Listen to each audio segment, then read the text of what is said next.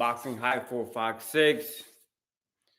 What a great day. Friday night, which is moments away for one of the biggest fights of this era. And I'm super, man. I'm excited. I got a giveaway going on tomorrow. One lucky fan will have one pair. Actually, let me rephrase that. One lucky fan will have a glove autograph of Mike Tyson and a glove autographed by Roberto Duran.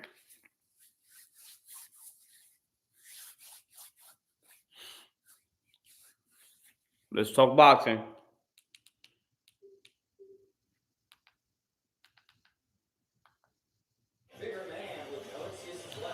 Let's talk boxing. Challenger Terence Crawford is looking for the kind of glory only risk can buy.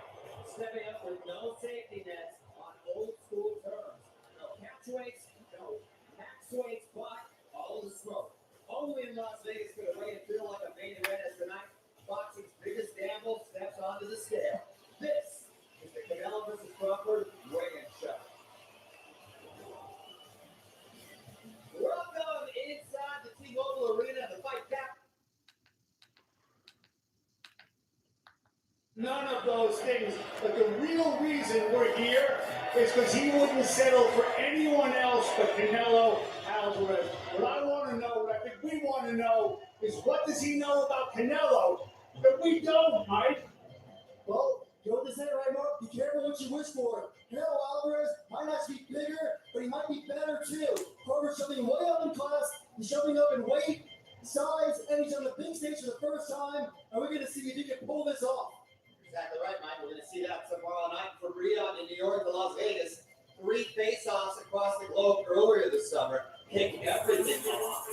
And now, the final stare-down before fight night is just moments away. Antonio, you still been at press conferences around the world, but what changes as we approach the last stare-down before they actually face up the gloves tomorrow night? Well, you know, I'm expecting both of these guys, both their camps are invested in this fight very heavily. And you can tell the state of Bud Crawford's mind is focused, and Canelo Alvarez knows he has a vicious opponent in him tomorrow night. I think both of these fighters' greatness can elevate them to victory tomorrow. And look, right, these are 2 all-time greats we're talking about here. And Terence Crawford's greatness is the only reason we're even here talking about this fight. Canelo Alvarez has fought 9 fights at 168, 2 at 75. He's put guys to sleep at 175. And if Crawford can take his best shot, he has a chance to win this fight. Absolutely. Listen, we have 10 bouts ready to hit the scales in just moments. Starting with our 6 YouTube prelims. Then it is the 4 main card fights. It is all going down tomorrow night at Allegiant Stadium at 9 Eastern and only on Netflix. Lightweights, Muhammad Ali. But Crawford's only a boxer puncher and he's aggressive. He is there to be hit, and we're going to see if his shape can hold up. And that example that you gave with Billy Joe Saunders, of course, someone more his size, a lot more fluid with those combinations. So he came in looking a little leaner. We'll see if, in fact, he uses that to his advantage. For more on Canelo, let's toss it right now backstage to Jim Gray. Thanks so much, Mario. It's great to be with you. I spoke to Canelo Alvarez, and he told me he feels he is in the best shape of his life. He feels as though he is in his prime. I asked him about the risk in fighting a guy who's coming up 2 weight divisions. He said there's a risk in every fight. I really appreciate who he is, and I respect who he is. He says, but there was no substitute at all for experience, and the experience definitely goes to Canelo Alvarez. He has twice as many rounds in his career as does Terence Crawford, and in the last 5 years, he's fought twice as many times. He said, you know, I'm 11-0 as a super middleweight, and Terence Crawford may be 41-0 as a professional fighter, but he's never won in my division. Mario, back out to you. Thank you, Jim. Let's turn our attention to the challenger, Terence Crawford. Mark, what is it that makes him so special? What's up? Greatest switch hitter in the history of the game. You know, that's crazy because they're saying that Marvin Hagler is less than Terence Crawford. Like, I don't know how that. I'm looking at the announcements, right? The greatest switch hitter is a big deal. It is a big deal. So for me to say that he's better than Marvin Hagler with less fights, Nah, bro. It's not happening. And one thing that people don't take into account with this fight, and it should be like very like straightforward.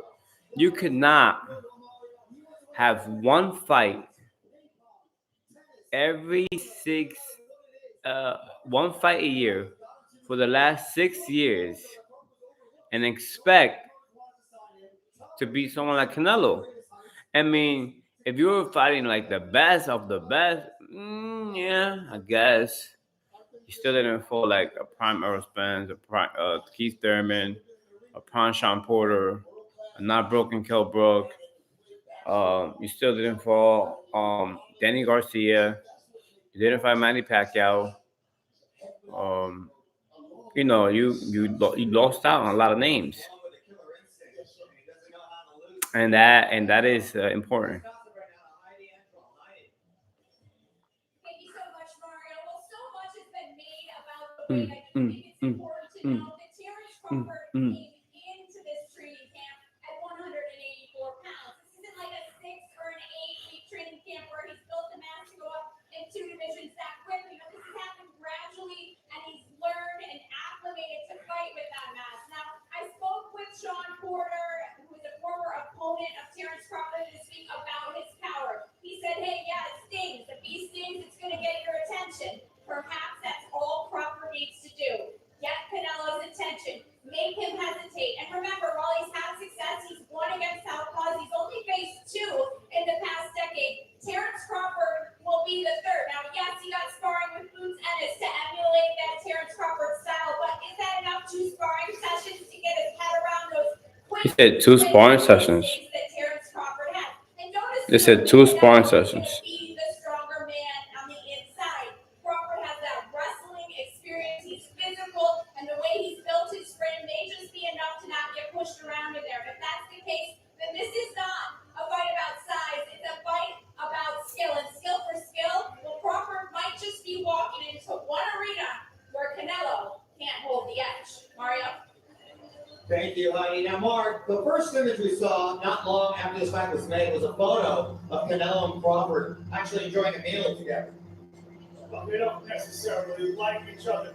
Listen, I mean, the scope of this event is very purposeful. We know that this is intended to launch a new promotion. We know. Man, I just saw this right now, and I think we know where we're going and where we want to go. But this is how we got here. Now, we've heated up considerably since then, but since the fight has actually been enough, where do you think their mindset is at the moment, Mike? I think both guys are obviously here to win, Mario. There's so much on the line. I keep hearing that Canelo Alvarez has more to lose, and that is correct.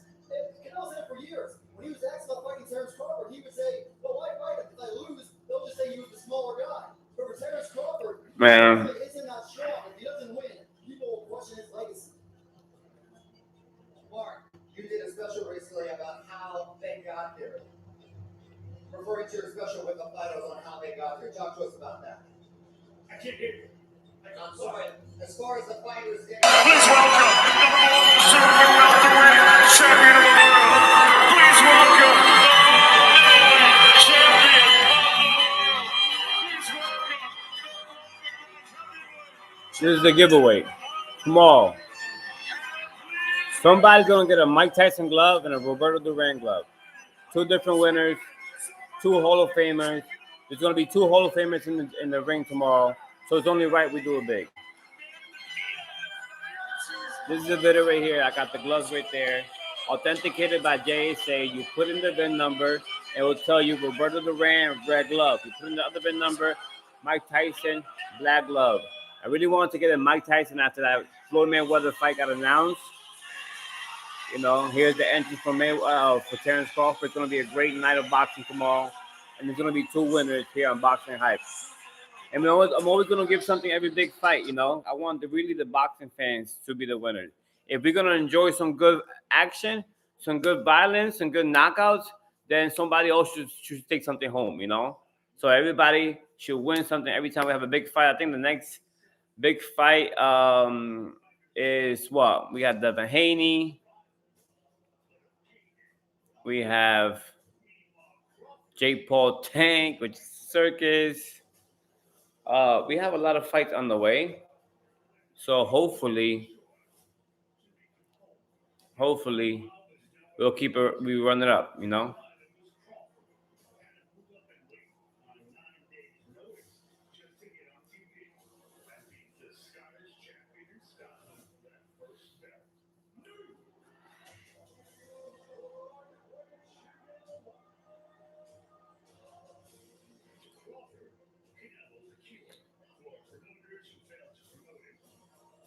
Who you got, man? Let's talk boxing. Who you got? Who do you got? Who you got boxing, man? Who you got right now? Crawford or Bud? Talk to me. Crawford or Bud? We in the building. Let's go. Crawford or Bud? Talk to me. Let's toss it down now to Max Kellerman for Canelo versus Crawford weigh-ins. Been grinding, bro. Just been grinding. We did it, man. We get it. We got the glove. They're already over there. Giveaway tomorrow. Boxing High 456. We got the Mike Tyson autograph glove. And the thing is skyrocketing right now, man, because the whole Floyd Mayweather fight. Skyrocketing. So I'm giving that tomorrow to a lucky winner. Who are you rooting for, man? Talk to me. You going for Bud? You going for Canelo? You see a knockout, you see a decision. Are you looking at the undercard? Lester Martinez, Christian and Billy. That's gonna be a good fight. Fireworks. I believe Bomac has 3 fighters on this card tomorrow. I'm watching the weigh-in. I did a video on it earlier, but it was like the morning weigh-in, which is kind of sucked. But I'm actually going through the whole ceremonial thing, so I get to see the undercard. You know, the undercard should be kind of interesting. Verde versus Akele. You have a lot of guys here who are just still breaking their names. They're not major attractions, but those guys usually be the ones that fight the hardest.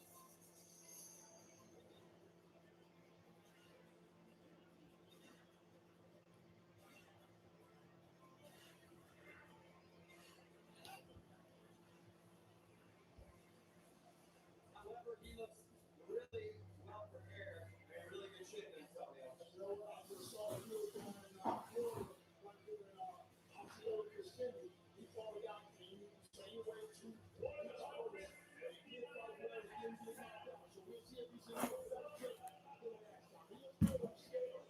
Well, Mike, he's not sitting too many days in the gym before. He looks like a well-prepared fighter.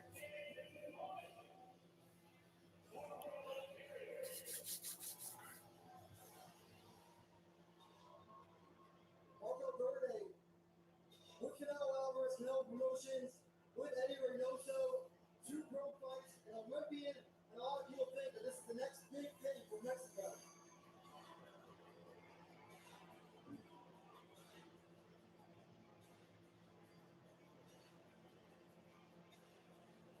You good, bud? You good?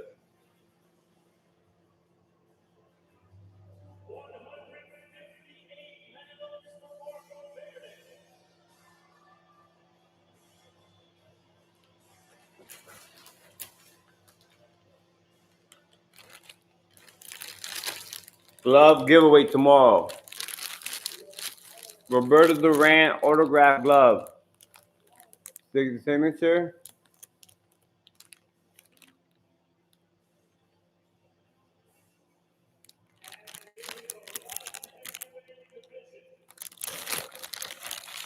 Can you read what it says there?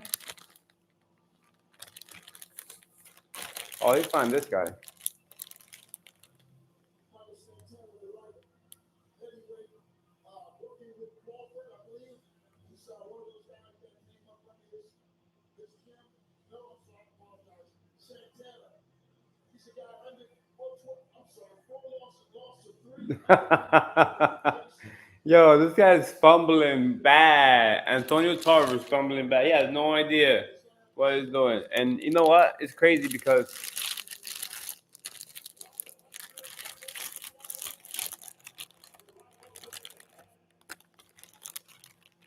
No, they put this guy in with a.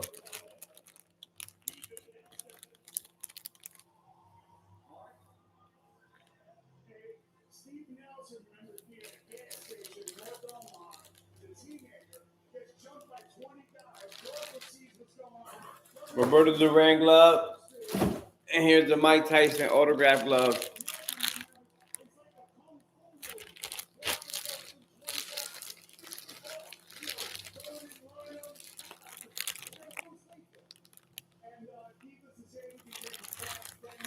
Listen, if you're not trying to speak boxing, if you love boxing, you came to the right channel. See that JSA sticker right there? Okay, let me get a little closer. You see it? Wait, right here. Okay, so you put that number in there, right? You see that sticker in there? That's authenticated by JSA. If you want to find out something authenticated, only 3 companies actually out right now when it comes to sports memorabilia. So you want to get JSA on board. You put that VIN number, you see that's Mike Tyson autograph glove, black. It will say black. It will say Everlast. It will say Mike Tyson. It'll tell you exactly where it was signed. The other red glove that I'm giving away tomorrow for the fight night is the Roberto Duran glove. Everlast as well. You see it right here. Wait, here.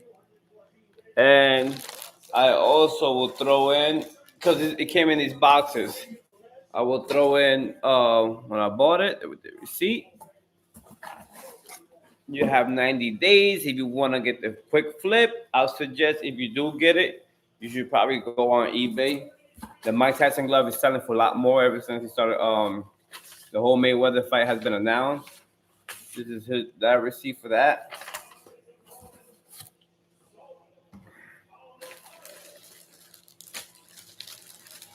And here we are.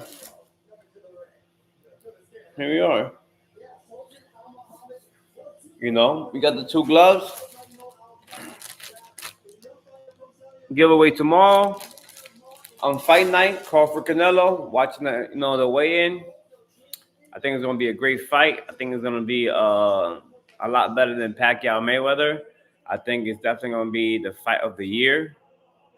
With 2 guys at that level, at that elite level, duking it out. It's gonna be a great boxing match. I think a fight is gonna break out towards the end of the fight. For the first 5-6 rounds, gonna be a good boxing match. A lot of thinking, a lot of punching. It's gonna be high speed. It's not gonna be a boring fight for sure. You know. Let me know who you really got. I really could see only one thing really happening, but I would love to hear your predictions, and I'm gonna feed off your energy to see if we thinking alike. You know, when it comes to this big event, this is our Super Bowl when it comes to boxing.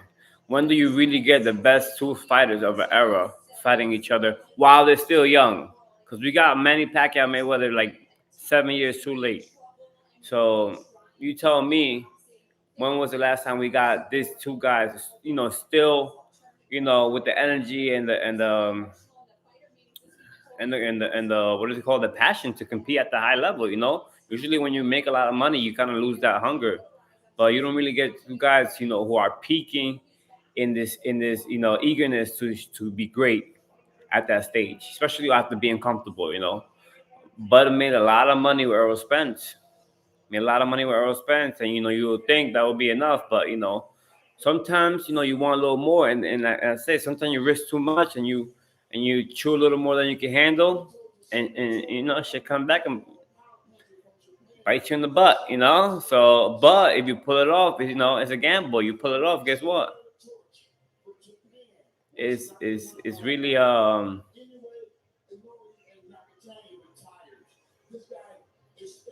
it's really a thing.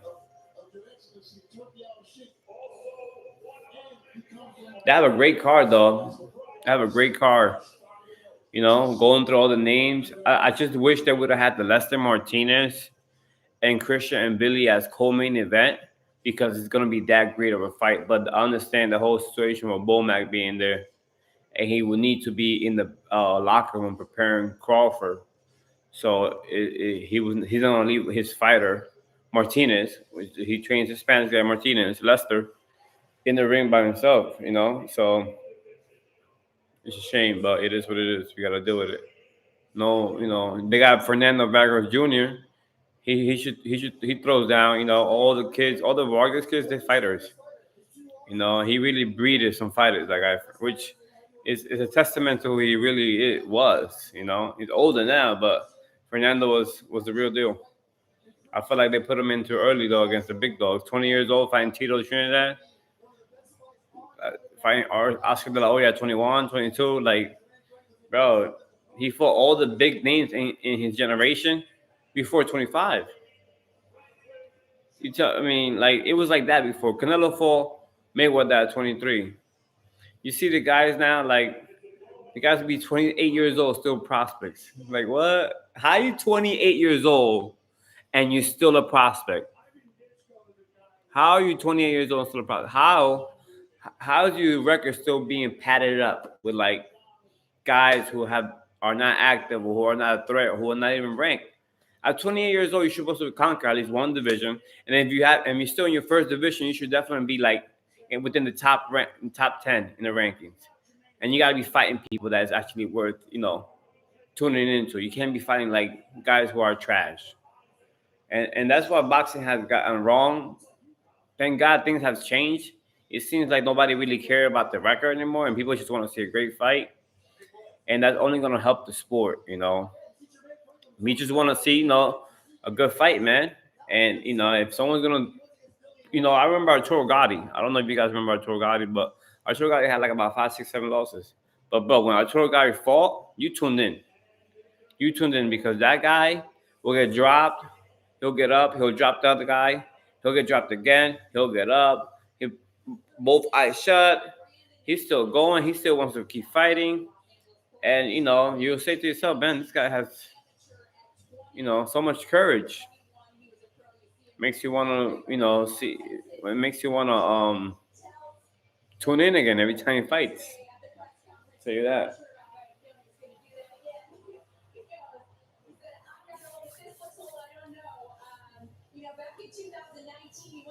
Oh, Brandon Adams looks chiseled.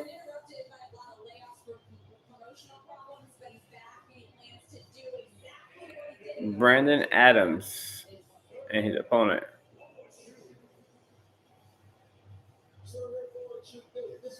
Oh, Borochenko. This is a great fight. He's actually pretty good.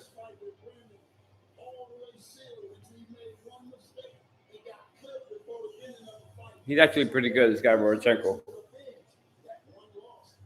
He's fighting Brandon Adams. This should be a good. There's a few fights that I'm here that I'm gonna be really calling it with some excitement, you know, because you know what you're about to get. It's like you know you got your money's worth, and it's free.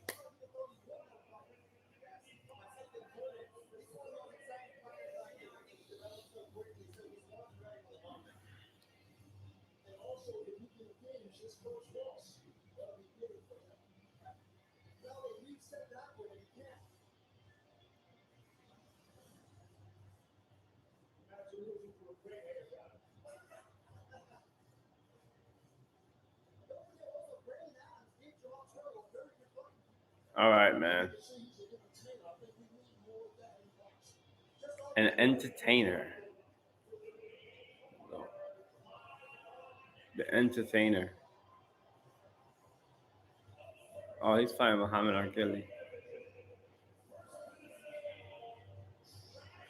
Oh, that's the guy, Travis Crawford. Yeah, yo, that guy, Travis Crawford. I did it live on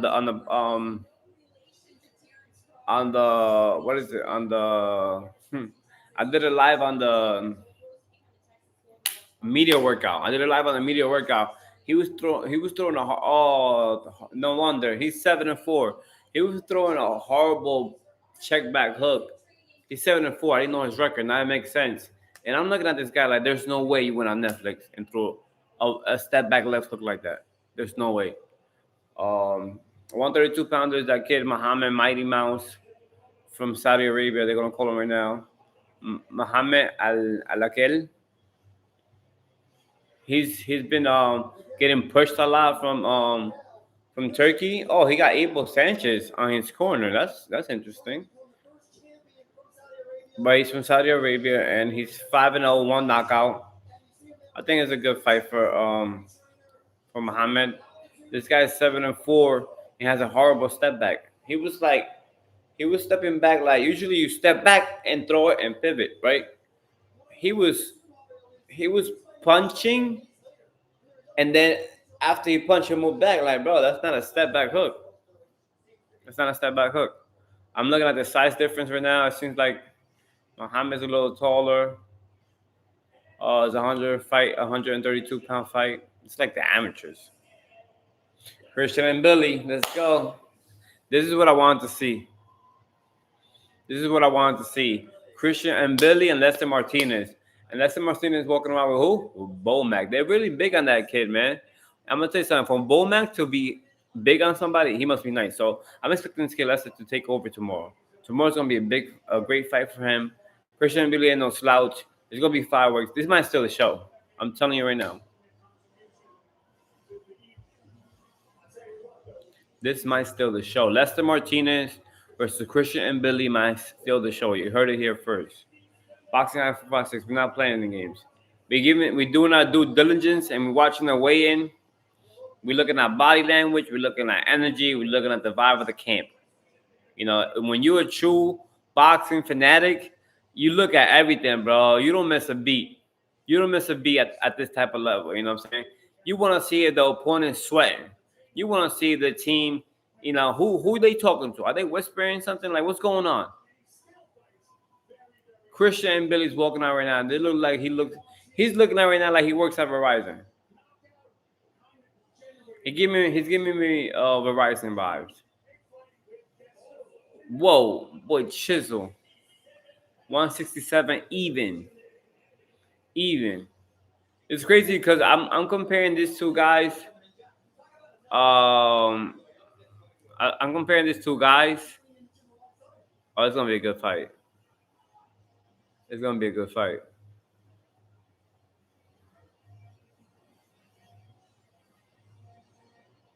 Yo, Bo might be trying to get too close, bro. Bo might be trying to get too close.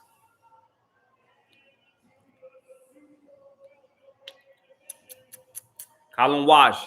This is another big fight. This is the co-main event versus Fernando Vargas. Let's go.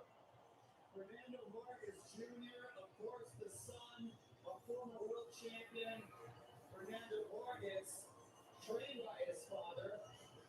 Junior didn't actually start boxing until he was 17 years old. What? He was a standout as a basketball player, played baseball, picked it up really quickly, is used to moments like this being with his father. Fernando Vargas Jr. started boxing when he was 17. That is insane. It's gonna be the co-main event. This has the looks of a good card.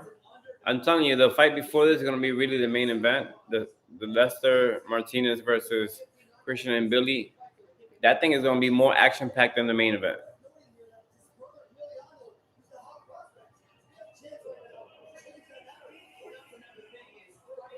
Oh, he's 153 pounds. Okay.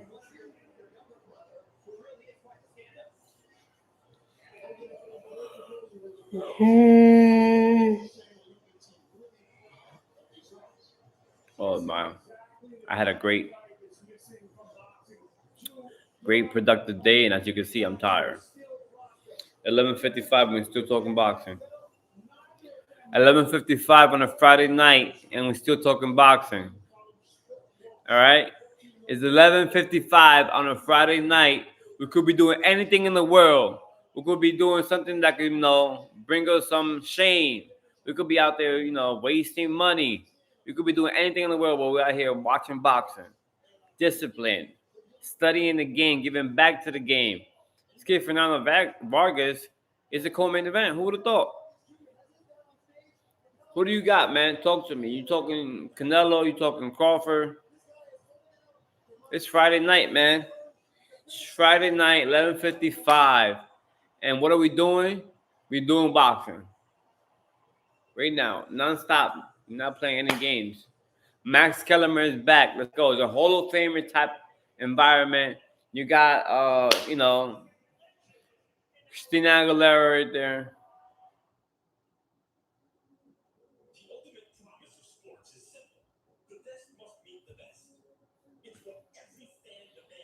I wanna talk predictions. I don't know which fight you want to talk about. Let's talk predictions. You know, Devin Haney, he got a fight lined up. Jake Paul Tank, they're gonna fight too. Let's talk predictions right now. Because right now I'm hot right now with my predictions, and I want to keep my streak, and that's why I'm going live and showing my face. I'm giving gloves away tomorrow. Giveaway tomorrow. The Mike Tyson glove right here. Where's the sticker? Nope. Over here. Here. Authenticated. Wait. Here. Authenticated by JSA right here. It has a little VIN number. You go to JSA right now. I give you the number. You'll see the black glove, Everlast black glove, signed by Mike Tyson. And I'm also giving away the Roberto Duran glove.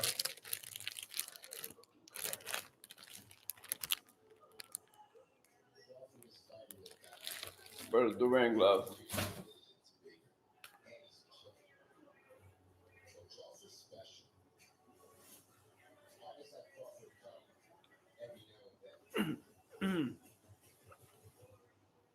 It's gonna be a good fight, man. I'm excited. I have to get up. I'm gonna have to get up. Cause I'm over here like, let's eat, let's eat, let's eat. I'm telling you, man. I think Canelo's gonna be freaking him, man. Old school Canelo back. Cause we're gonna come out with the southpaw stand.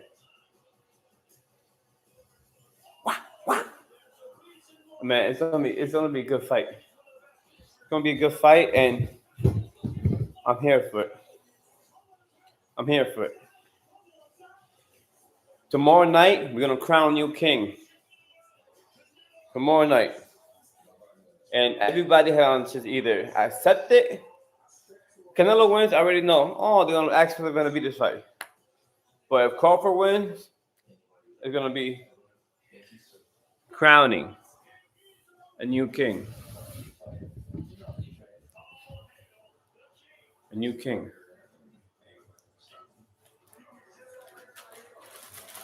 Let's show off the glove again. Let's show off the glove again. You see that? You see that right there? This is legacy. This is history. This is Mike Tyson glove. Skyrocketing right now in the market because he's fighting Mayweather. I'm giving this away for free to a lucky subscriber tomorrow. Because we give back to the fans. Wait, I have it in the box still. Wait. Chip. And I still got the Roberto Duran glove. If you're a Roberto Duran fan, it's over here. Boom. Lucky subscriber will get it. Here's the GSA number. Again, you go to JSA.com. You put the VIN number in. It will show you it's a red glove, autographed by Roberto Duran.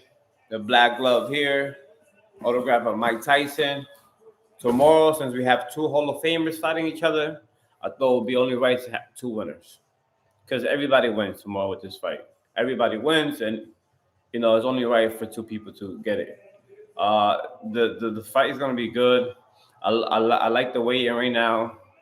It looked great. The physique is really good on Bud. I like the muscle. I've never seen him look like this before.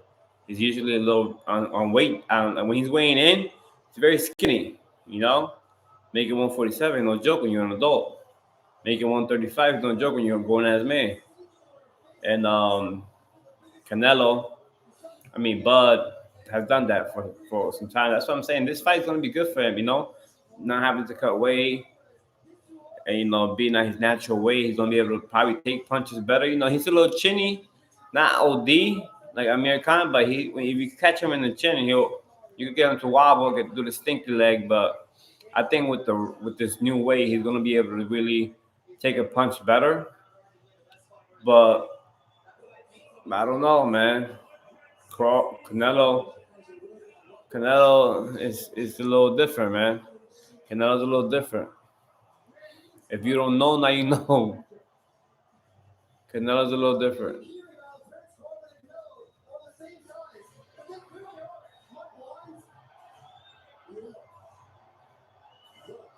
This is great, man.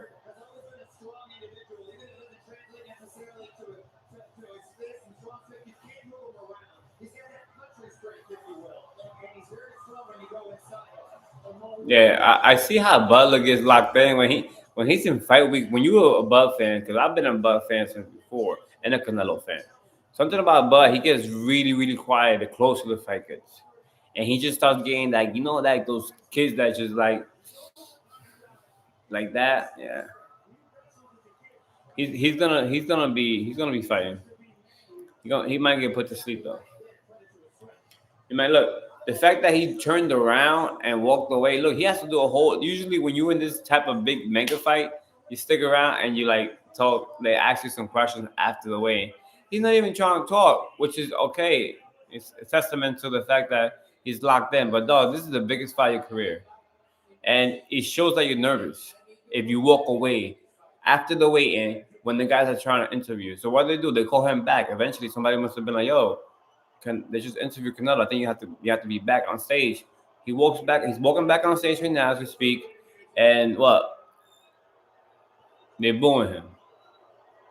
And why they're booing him? Because he walked away. He should have stayed there and like, yo, I'm here to win, and I don't care about the boos. This is what it is. It's my time, the Terence Crawford era, and I walk away. Like, you can't walk away after the weigh-in, bro. You have to give the interview. You look crazy leaving, walking down the stairs, and walking back up just to say what you didn't want to say. Man, listen, this is gonna be a great fight. If you're not trying to learn something tomorrow I'm gonna go live, right, for the fight. I'm gonna go live tomorrow for the fight, and you're gonna learn something here. You're gonna learn that there's hype jobs. When you fight once a year for 6 years, and you really think that will be enough to be someone like Canelo, you lost your mind. You lost your marbles. It's not happening. See, I don't believe in fairy tales. I don't believe in I believe in you're gonna do something, you work your ass off, and you lock in, you push yourself to the limit, and you try to accomplish your goal by doing your due diligence. You're not gonna just show up and beat Canelo fighting once a year. Bro, you're gonna be sluggish.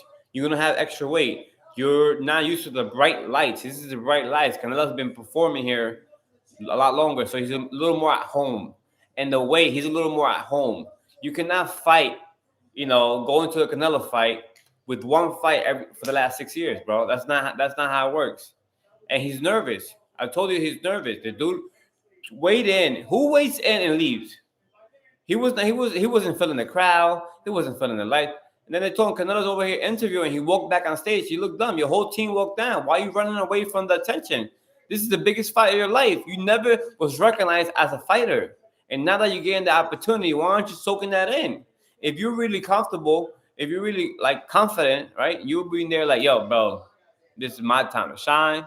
And I'm gonna take every page. I'm gonna just be in there. I'm all in.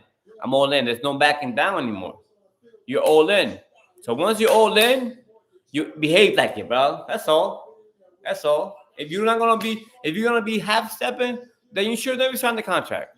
And if you get knocked out tomorrow, guess what? I'm gonna be here I'm gonna be here saying I knew it. I knew it was gonna happen. Man, now they're saying that Crawford is stronger than Canelo physically. What's next? He's stronger than The Rock. Terence Bud Crawford is stronger than The Rock. Ya le comba la. just want to add on that. It's his intensity. He has to keep that intensity up. And Rose. he starts slow. He throws one punch at a time. That ain't gonna get it done with Terence Crawford. He's gonna have to go back to play. Rose, yeah. My Spanish is, I don't know what she said. Yeah, le come back. I don't know. I don't know. I actually can read Spanish, but no, can't understand what she said. Let me know what your predictions is, man. Bilingual, whatever you want to talk about, let's talk about it. The co-main event, Fernando Vargas Jr., the other fight, Christian and Billy. Let's talk fights, let's talk predictions, let's talk game plans. And I want to see what you guys, thinking. To tell you the truth, going back to the Terence Crawford rant that I just had, this is the biggest fight of his life. He should be soaking in it all. I would be happy, dude. I know it could be a little nerve-wracking being, there for the first time when you're already almost 38. But if this is what you asked for, then this is what this comes with the job, Comes with the job.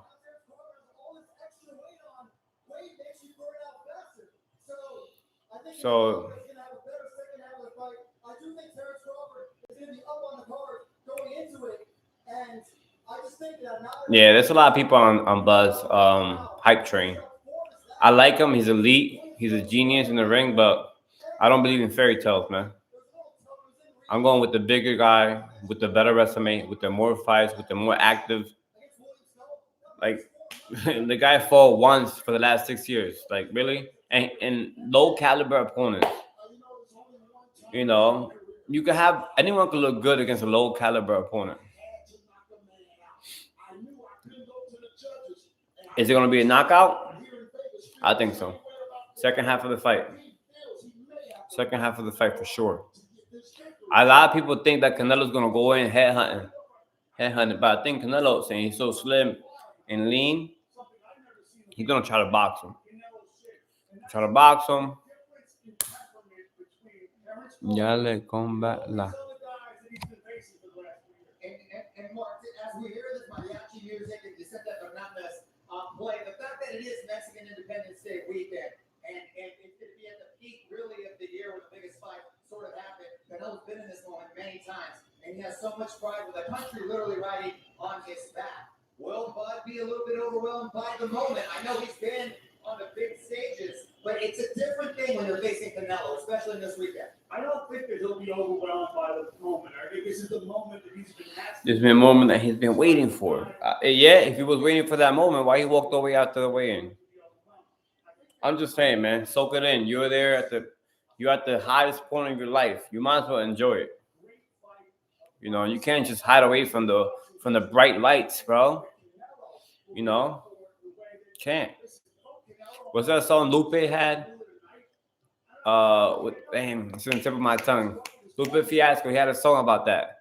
If you really pretty much, he was just saying, like, if you really want the lights, the bright stars, then you have to pretty much embrace it. That's what you wanted, right? So Terence Bud Crawford, you want to be a star? This is what stars. This is what real superstar stardom is. This is when people come out 5,000 deep just to freaking see you weigh in. It's not even a fight, just to see you answer questions. This is the real deal, bro. This is the big stage. It doesn't get any better than this. Tomorrow we have the Super Bowl boxing, and everyone's going to tune in. I'm giving out gloves away. They're in the boxes here. They already arrived with their paperwork and everything. I got the Mike Tyson glove right here. Mike Tyson glove is skyrocketing now that he's fighting Mayweather. Here's the JSA number right here. You should have the touch this in so you guys see it better. Here. So you go in, you put the number WB 26755. It's gonna say Black Glove by Mike Tyson. I got the other glove right here, which is the Roberto Duran glove. I'm giving them out tomorrow for free. For free. You could sell it, you could donate it. It's really legacy you're gonna have in your hands at the end of the day, and then it's gonna be a winner. It's gonna be two winners actually. 2 gloves, 2 winners. We have 2 Hall of Famers fighting each other. You might as well give out 2 gloves for the fans. For the true true fanatics out there. And here we are, showcasing them, watching the weigh in. I just didn't like the fact that Bud walked away from the interview after he weighed in, and then he had to walk back on stage. That's nervous energy. Like, you should be embracing this moment again. This is what you asked for. You want to be a superstar, then behave like one. You know, no excuses tomorrow though. Don't tell me nothing about no shoulder. Don't tell me that your toe hurts. Don't tell me you ate the wrong food or you had some tackies. Like, nah, bro. Nah, I'm not taking that. And whoever wins should get all of the credit. All of the credit. And don't give me no injuries, man, because that's the trend now. No one loses anymore. There's always a problem, bro. It's part of the sport, bro. What do you think? You're gonna go into a fight 100% all the time? No. If you're a real fighter, you know that it doesn't happen like that. That's not how it works. You know what I'm saying? You go sometimes, you might have a little nick. What you gonna do? You already signed the contract. People are pretty much relying on you. Your coaches, everybody, your family. They need the money, the venue. Like, there's a down payment on that, bro. You got to go in there and fight. You gotta take a shot, or you gotta bite down. Then once you get hit, adrenaline picks up, and guess what? You already got to perform, and that's what you sign up for, and that's what real professionals do. When you're a professional, you understand that. Now, nowadays, with the whole way the world is moving, no one really loses anymore. They just have bad injuries. No one loses anymore. If you lose, you didn't lose because your skills are limited. You lost because there was an injury. There's always some sort of thing you have to kind of put out there, and say. That's why I really like the old school fighters, bro. They take the L's, and they still keep their chin high, bro. I'm like, y'all lost. He was the better man that night. Here I am.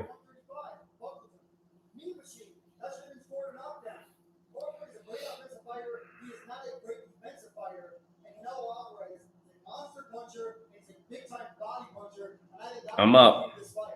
Yes, you're absolutely right now. Antonio, Yes, sir. he's obviously the bigger man. He's the younger man. He's the man that's been more active. So strategically, what do you feel? I'm getting text from my brother-in-law right now. He's pretty much telling me he's gonna call me most likely. We're gonna talk about football now. I was trying to talk boxing with you guys. My brother-in-law is gonna call me, and we're gonna talk football.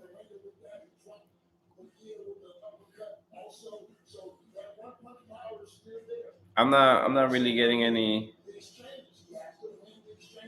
Get on the live.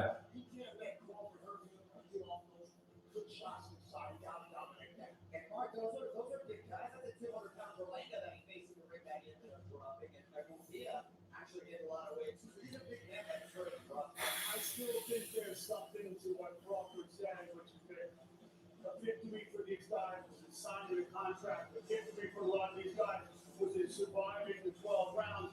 He has one punch power, yeah, but he hasn't had one punch What? power in the last 4 years. The email boogeyman. Virus expands on 7 chance against team, and it's not even malware can stop him. Oh, look who it is. Do you ever get a chance to see the gloves? They're here. By the way, if you win this Mike Tyson glove, right? I was thinking about it. What are you going to do with it? Are you going to hold on to it? Because if you hold on to it, it's going to be valued even more.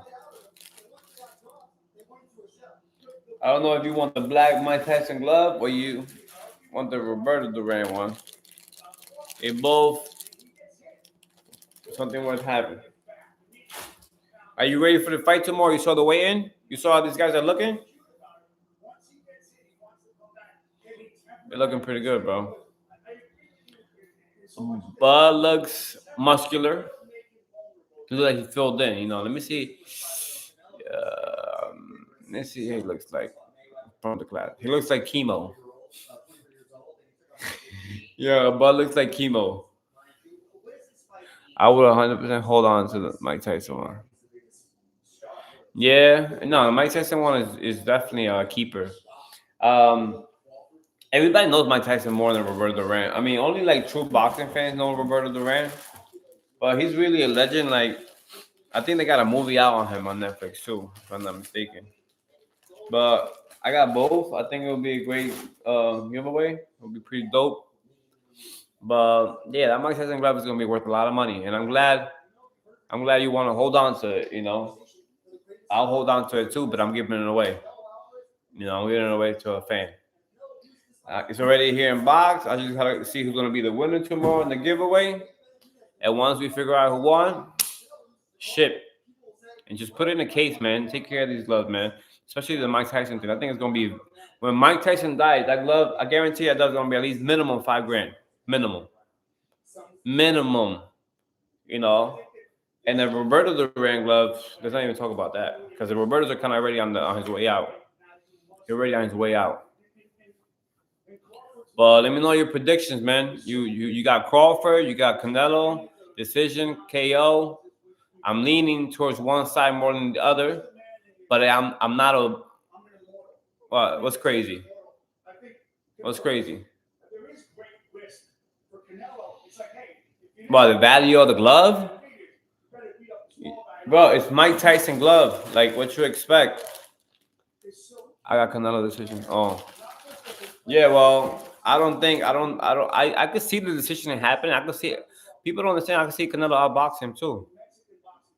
Or the price thing. Yeah, well, it's Mike Tyson, bro. Look, this glove right here. Once Mike dies, he can never sign a glove ever again. So whoever has anything that's his, it's like having stocks. The price is gonna skyrocket. You could win this tomorrow and you could sell it, or you hold on to it, take care of it, and as soon as you hear something happen, Mike, God forbid, you know, it's bound to happen to all of us. You put that on the market, and if you want to wait a little longer, you could put that on the market. It's gonna be hot. People are gonna be very emotional, and you're gonna be really able to get rid of that for a nice price. I mean, the Muhammad Ali gloves were 1,500, and they went off for $10,000 as soon as he passed away. So there's really collectors out there, and that's one thing about like when you intermingle with like people who got money, you notice they spend money on anything, bro. They'll buy a portrait that's a painting that's just like $100,000, and you're like, what? How? It's not even nice. It's not even appealing, you know. Yeah, but that's the thing. I got Canelo decision. Yeah, I mean, I'm starting to feel that way, but I think they're gonna push for the KO, bro. And I think he just get his too clean. See, if he was a little bit better with his defense, I would say fine. He could squeeze out the decision, you know. But I think he's gonna get hit too clean by a bigger puncher, bro. If I was a winner, I would keep it until I beat Jake Paul, and then show it to him after the fight. Yo, that is hilarious because he did fight Mike. You know what? I like you. That would be that. I will hope. I will hope. If you're training right now, well, Crawford going to press Canelo and test him. I hear you. I think so too. I think so too. I think he's gonna come out fast. I think he's gonna press him. He's gonna let his hands go. See, one thing about Bud, he understands that he cannot let Canelo beat up on him since he has a smaller frame. So he has to pretty much hit him first. You know, they say in Spanish when you hit somebody once, you hit somebody first, you get a chance to hit them twice because they might still be like shocked from the first hit. So I think he's definitely gonna come out and press him. The only thing is that if he comes out reckless, he might get knocked out. And if he comes out still trying to press him, he's putting himself in danger to get countered. So he has to be very, very thoughtful in how he approach attacking Canelo. But waiting is only going to make it worse. So he has a problem either going forward, and he has a problem waiting. It's not his weight class. See, when a guy is the same size as you, you got the benefit of the doubt of just chilling there like bop bop bop. Same size, I can absorb your punches. You're not gonna hurt me. We're equally, you know, our body composition are equal. I might be stronger, but we can still take each other's shots. When you find a bigger guy, I spar bigger guys, dude. Bigger guys hit harder. Bigger guys, you hit them as hard as you can, and they could take it better, bro. They could take it. It's like their body's a sponge, and they just absorb all of that. And then now you're like, I hit this guy with my best punch. What am I gonna do? Now you got the box. At the box, now you understand you have to win on points. There's no way you can knock this guy out. And if you're a power puncher, you rely too much on your power, then that's a bad lesson to be learning in the middle of the biggest fight of your life. When was Crawford's last fight? Crawford last fight, I don't recall the date. It was against Madrimov. I could actually find out for you. Let me see. I think it was in the summer. I'm not 100% sure. I think it was in the summer against Madrimov. Put it right here real quick. Madrimov date. Okay. August 3rd. I was right. Oh yeah, you got it. August 3rd. Yeah, I knew it was in the summer, but they had a whole concert. They had a whole concert.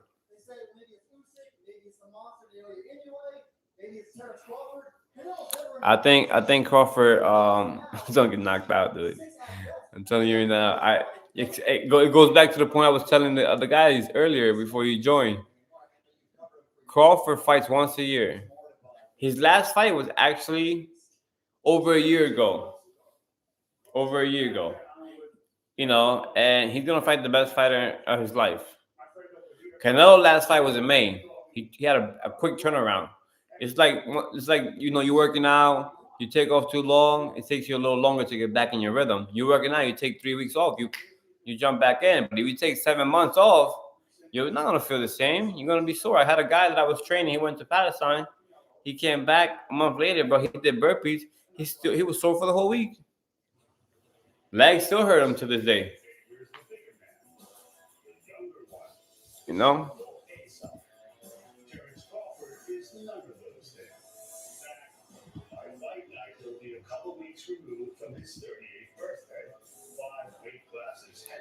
Can you see this right here? Wait. He's old and rusty. I can see him getting knocked out. Yeah.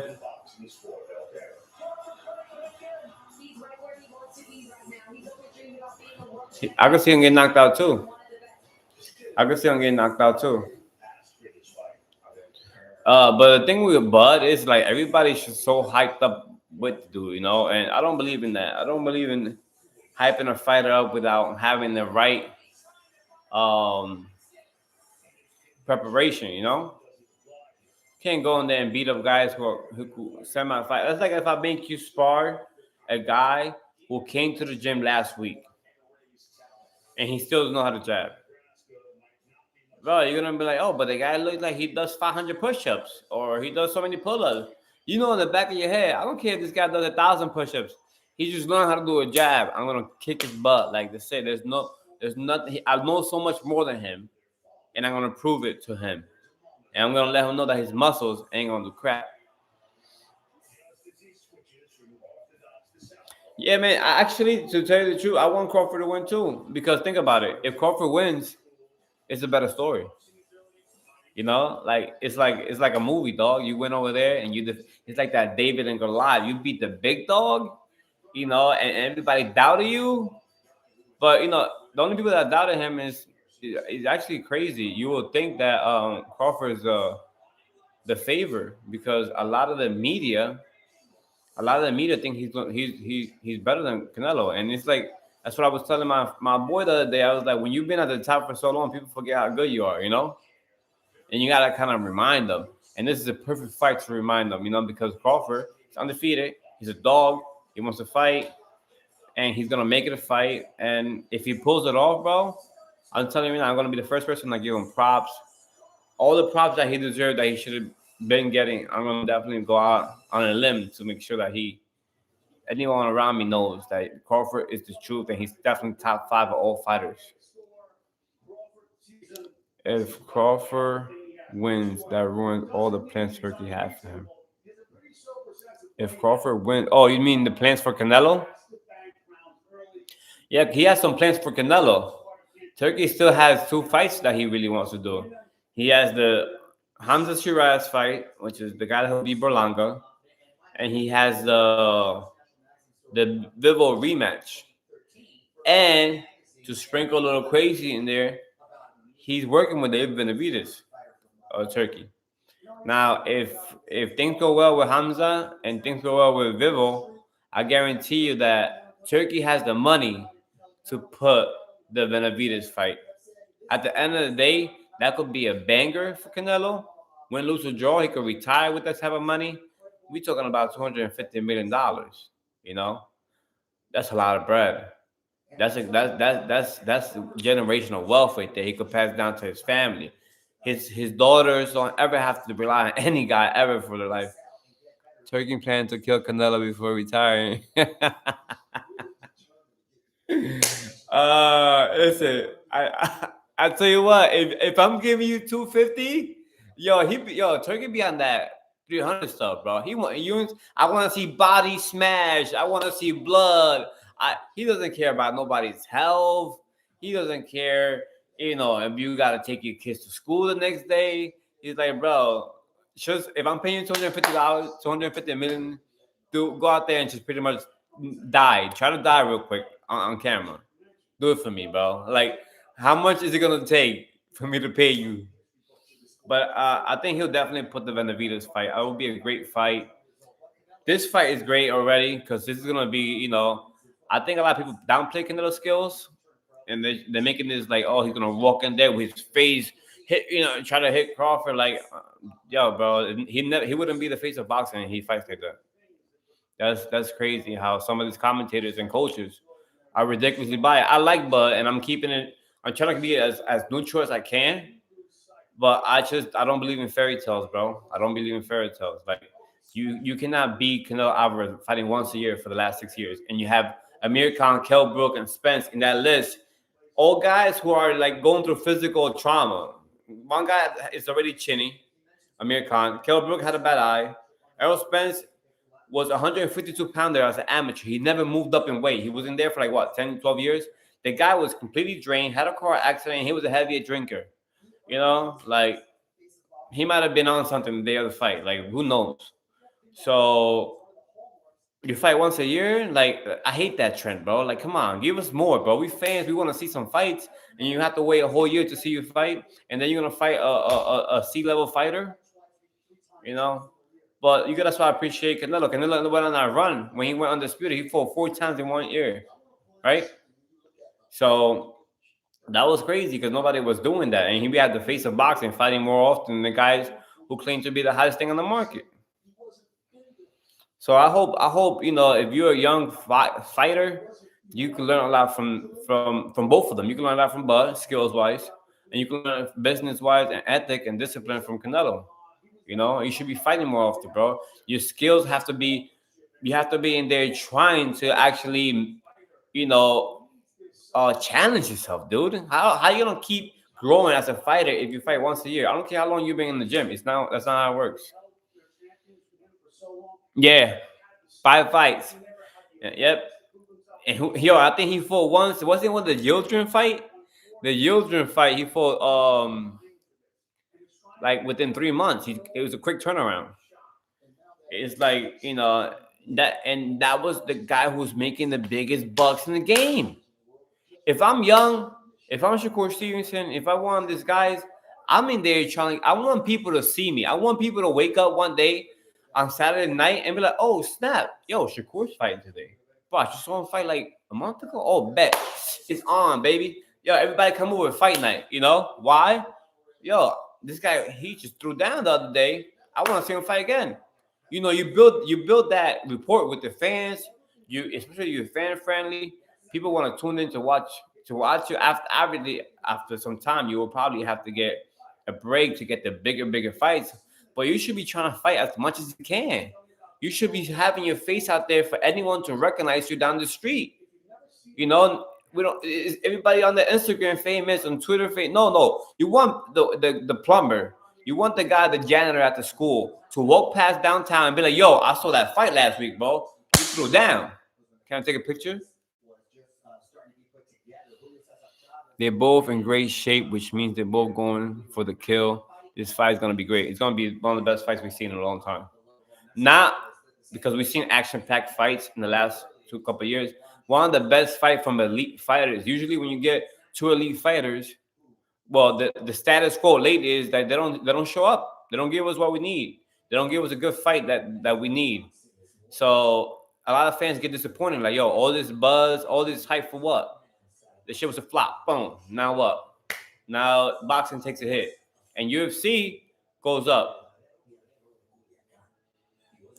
Kyle in December, Yildirim in February, BJ Saunders, Plant November, and Vivo in May. Yeah, yeah. If Terence ever wins, he's winning by decision. Yeah, bro. I'll tell you what. If he wins, his chin is better than what I thought, but I don't think his chin is that good. I'll also see early round knockout for Canelo and also a decision. I don't think Canelo's gonna be rushing him though. I think Canelo's gonna box. Canelo's gonna box because he understands that he respects Bud IQ. He's not gonna be like, okay, this guy's a nobody. I'm gonna go in there and just beat on his body and he's gonna just break.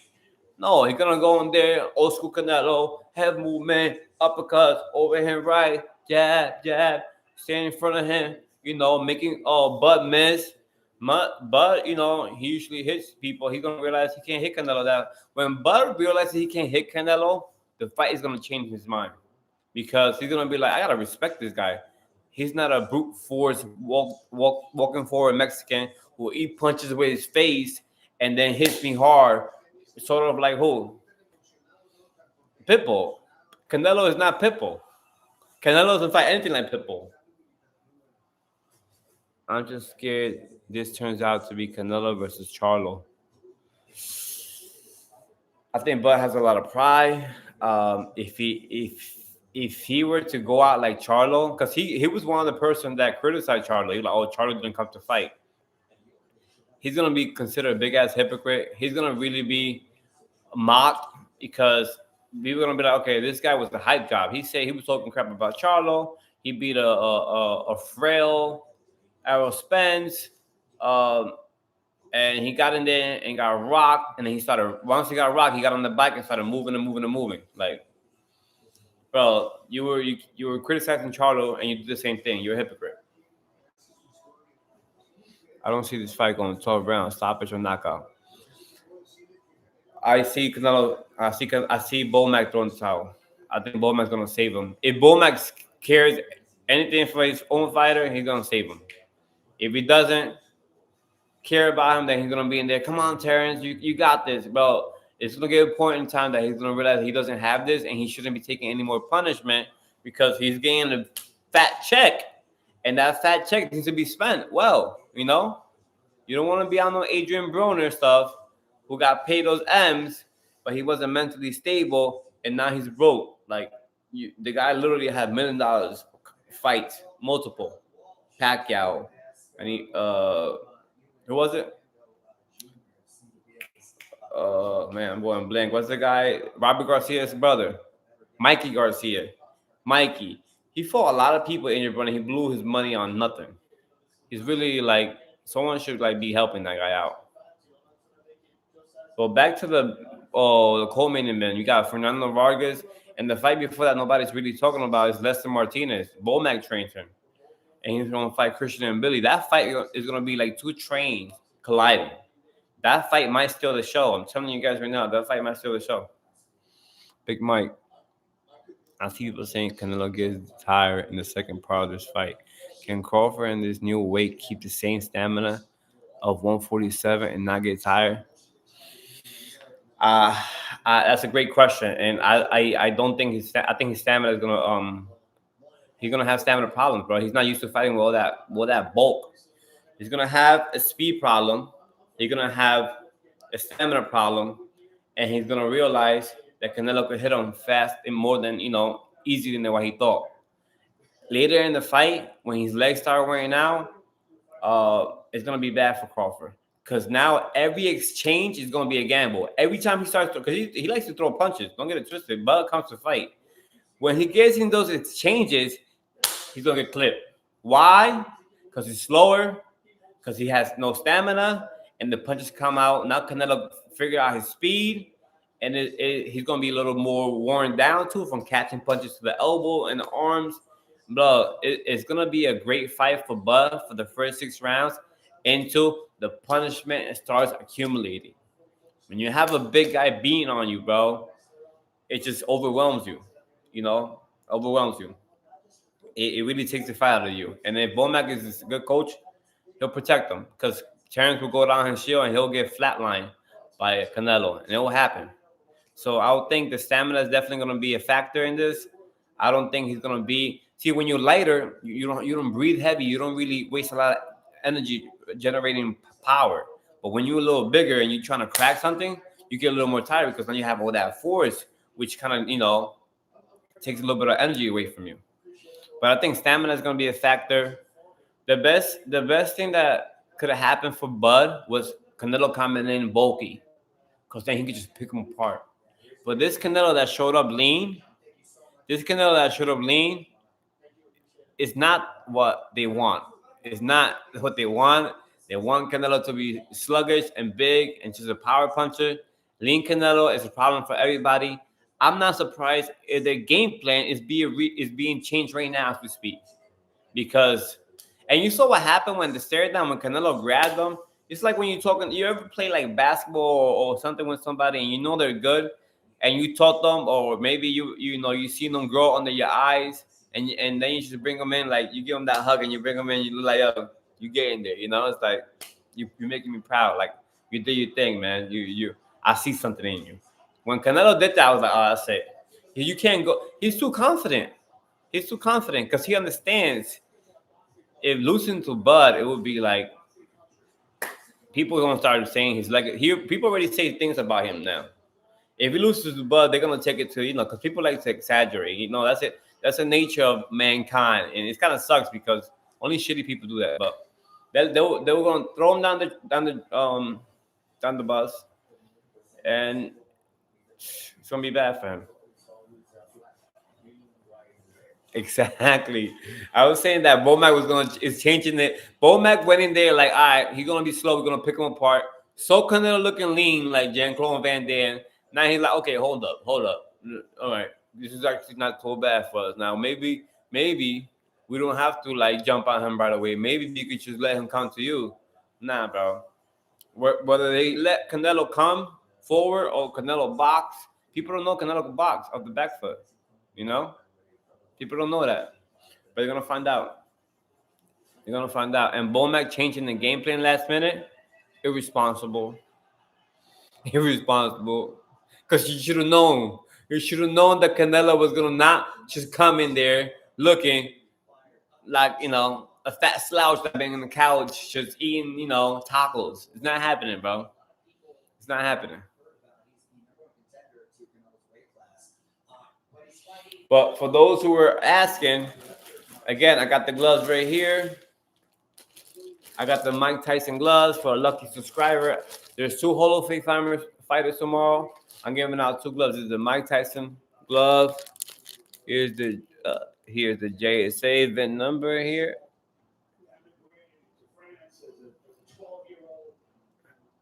Here it is. You get this glove tomorrow. All you gotta do is who you think you got. You got Crawford, good. If you think you got Crawford, you got Crawford. I can't change your mind. I'm not here to change your mind. I'm here to give you like they break that from a realistic standard. I don't believe in fairy tales. And this is for the Roberto Duran glove. You see the JSA sticker right there. And tomorrow, somebody's gonna be a winner. I want to give them out. I want to always give something back to you guys. You guys over here show me a lot of love. You're rocking with me. And you know what? Go and put this somewhere, man. Let everybody know, look, I got a Tyson glove. You can hold on to it. You can make some money. And, it's going to be good. And I want to always do that. Every time I get a chance to buy something and give back, I could go and say, okay, I'm going to give $1,000 to a lucky subscriber. Or I could just give out something that it's going to be worth more than $1,000 in a few years. This is Mike Tyson. Something happens to Mike Tyson, guess what? Cha-ching, the stock on this glove goes up, and you could cash out. especially if you need the money. It's already in the box. So I'm just waiting for people, for tomorrow after the fight to announce the winner. I got the receipts and everything. So you're not getting there's no gimmicks or anything like that. It's just for the fans, man. For the fans supporting, liking the videos and giving me the thoughts, man. You guys taught me a lot. You got some good feedback from you guys, and I appreciate it, man. It goes a long way, man. Bomac needs to get in shape. I like Bomac. He's crazy. He's like always instigating. And you need coaches like that because like they put like a battery pack in your back. You want to prove them wrong if you're in that gym. I already know if I was in that gym, I would be like, man, he gonna start talking crazy. He gonna start running his mouth. I gotta prove this guy wrong. I don't want to do bad in this sparring session because when Bomac not there, you take the day off. Like whatever happens, happen. Well, Bomac there, you understand. It's like the gossip is gonna spread, and it's not gonna be a good look.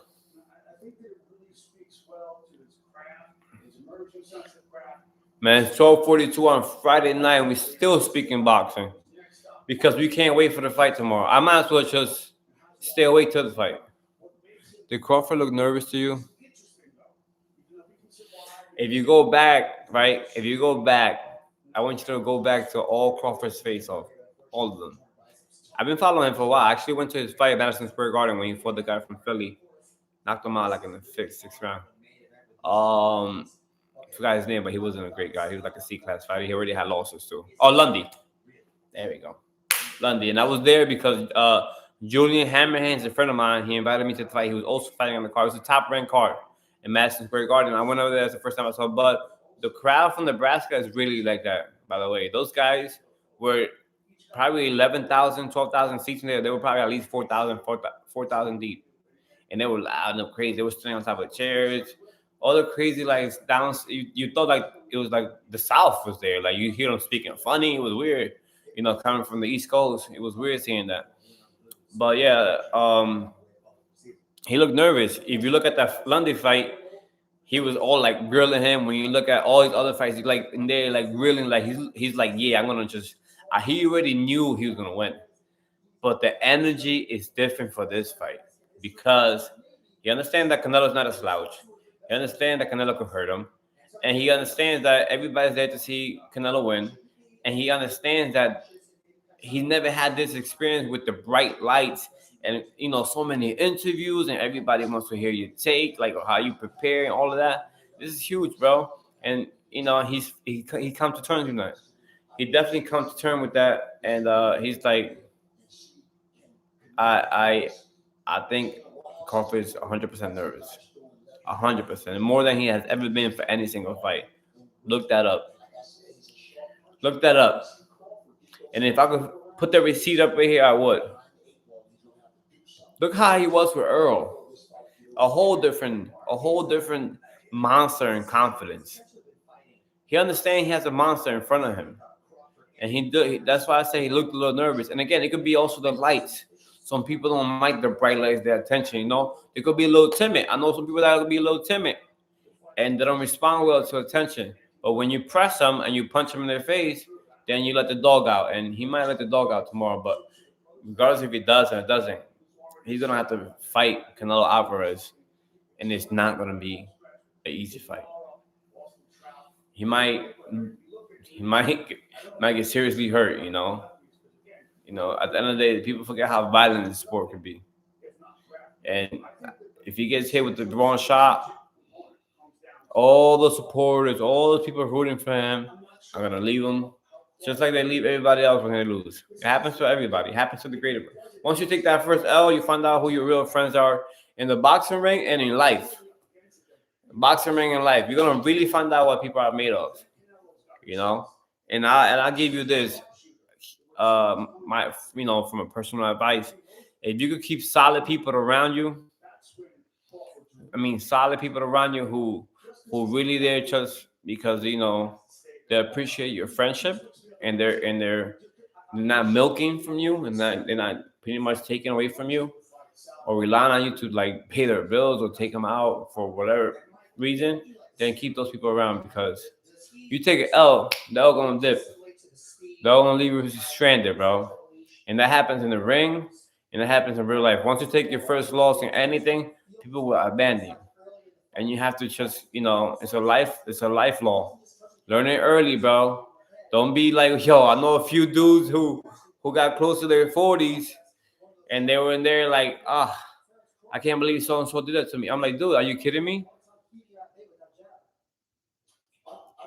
It's not worth it. You take a loss in the ring, and you're gonna find out who your true friends are. And Bud get knocked out tomorrow. All that entourage is not gonna be with him anymore. I promise you, bro. The dude has 6 coaches on the private airplane. 6 coaches. Why are you paying 6? Why does Crawford need 6 coaches? Someone can anybody in the chat tell me why? I want to hear somebody else's logic. I don't want to. Sometimes maybe I overthink too much. Why does he need 6? Can someone please tell me why does Terence Crawford need 6 coaches to fight Canelo Alvarez? I wait.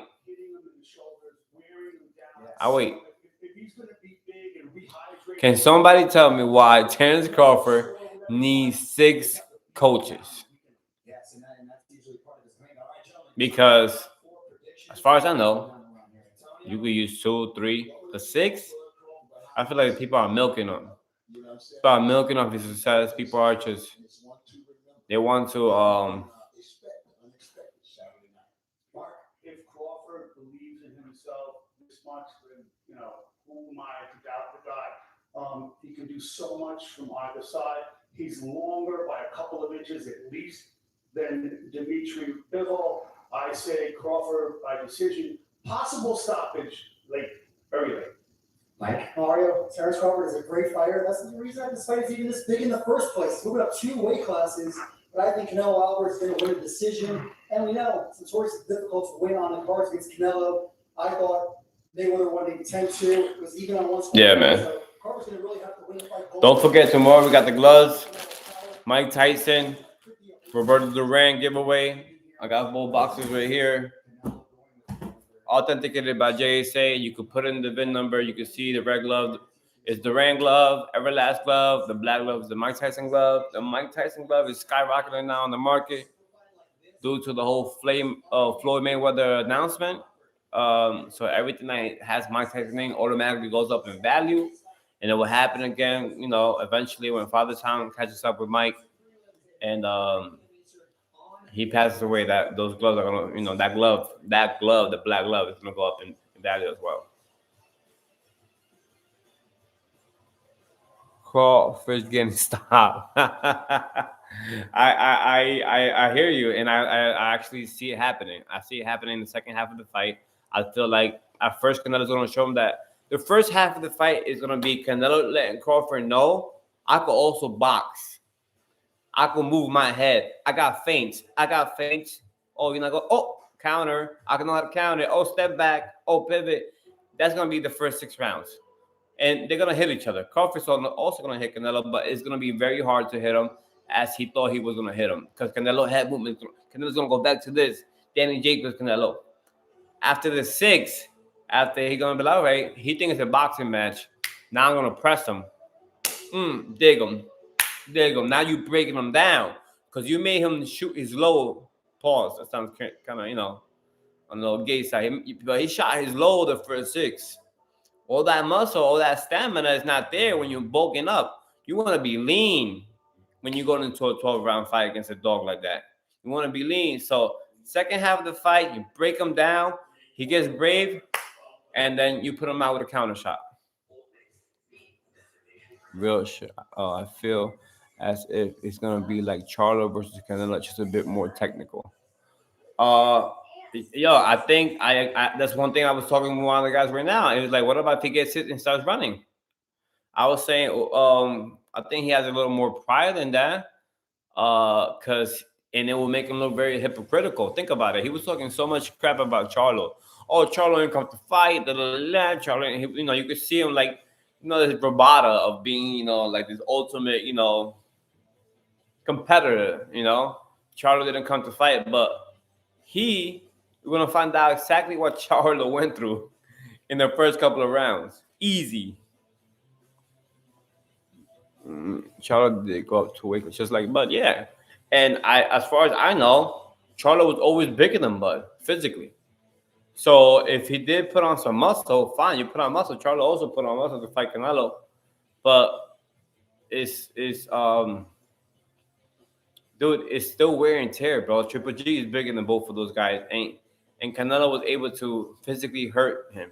So it's like he was able to physically hurt Kovalev, you know. So it doesn't, I'm glad you got some muscles. Maybe you could last a little longer. But again, he's gonna get rocked. I think he's gonna get knocked out. Again, first 6 round, Canelo makes a statement. I could box with you. You're not gonna outbox me. I could box with you. The last 6 rounds, like, okay, let's wash you up. Let's wrap this fight up and let's get you out of here. You lasted long enough. It's gonna be a counter shot. I see it. Once you hurt him with the counter, he's gonna jump on him. But because Bud, he throws a lot of punches reckless, and the counter is gonna be there all night. And Canelo's one of the best timers. People don't give him the skills for his timing. What's your predict on the full fight? On the full card, all the full, like the full card with Fernando Vargas and Lester Martinez, Christian and Billy, those guys. We have some good undercard. I mean, they're not well known names, but we have some good undercard. Okay. Full Canelo versus Bud fight. The Canelo versus Bud fight is gonna be look, I want to throw in there the Lester Martinez fight and the Christian and Billy fight. It's gonna be those are the 3 fights to really look out for. And I think Voracek is there too. The guy that fought Virgil Ortiz. He's also fighting tomorrow. So, but Lester Martinez and Christian Billy, they're gonna collide. 167, 68 pounders, solid. They got a knockout ratio 85% between both fighters. That's a fight to watch. They might even steal the show. They might have knockout at night. This guy's really like two trains colliding. Not gonna be much boxing going on. There's gonna be more like straight street fight. Lester Martinez, Christian and Billy. After that, the Fernando Vargas and Colin Walsh. I think that's gonna be a good fight for Fernando. Co-main event. His little brother's starting to become a star, a little more known than him. So I think he really want to make a statement here since this fight is gonna be on Netflix. It's gonna be under the Canelo. So I'm expecting him to really show out. And then we have the main event. The main event, I have Canelo outboxing Crawford for the first 6 rounds and knocking him out in the last 6. Oh man, you talking about Inoue? He fights. I gotta get on that fight. Inoue fights the next day. I gotta see if it's during the morning, like usually 3, 4 in the morning. Because if that's the case, I might just stay up. But if it's during the afternoon, I would just get up to watch it. But I definitely want to see Inoue, man. Inoue is a problem. And then again, it goes back to, can Inoue fight Tank? Yeah, he can fight Tank. But if Tank catches him clean, you're gonna freaking send Inoue's head to the nosebleeders. Yeah, he's fighting he's like Madrajaj or something like that. He's like a Russian Chechen. Those guys, he even it was so dope actually when they had like the press conference. He gave his whole team like Islamic like Russian clothes. It was like 3 thick ones. With the traditional Russian colors. It was pretty dope watching that. I never seen fighters give each other gifts before they fight. That's respect. Yeah, that's 100% respect. That's 100% respect. And I think we should see. I thought I was gonna get more out of the fight with Canelo and Bud, respect, but I feel like Bud has taken into this like negative character. I don't know if it's just to build a fight or he just likes being like that.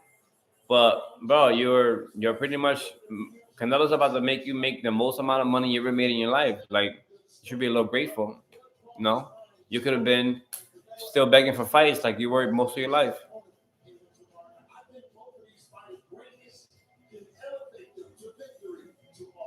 I don't see him posting on Twitter. The only thing I see is the Orthodox and Southpaw. It doesn't matter where he stands.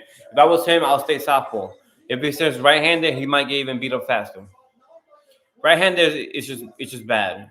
Stay southpaw. Give him something different to look at. At the end of the day, Canelo hasn't fought many southpaws, so it's not gonna be as comfortable as him fighting all right-handed or orthodox fighters. He's been doing that like 85% of his fight life.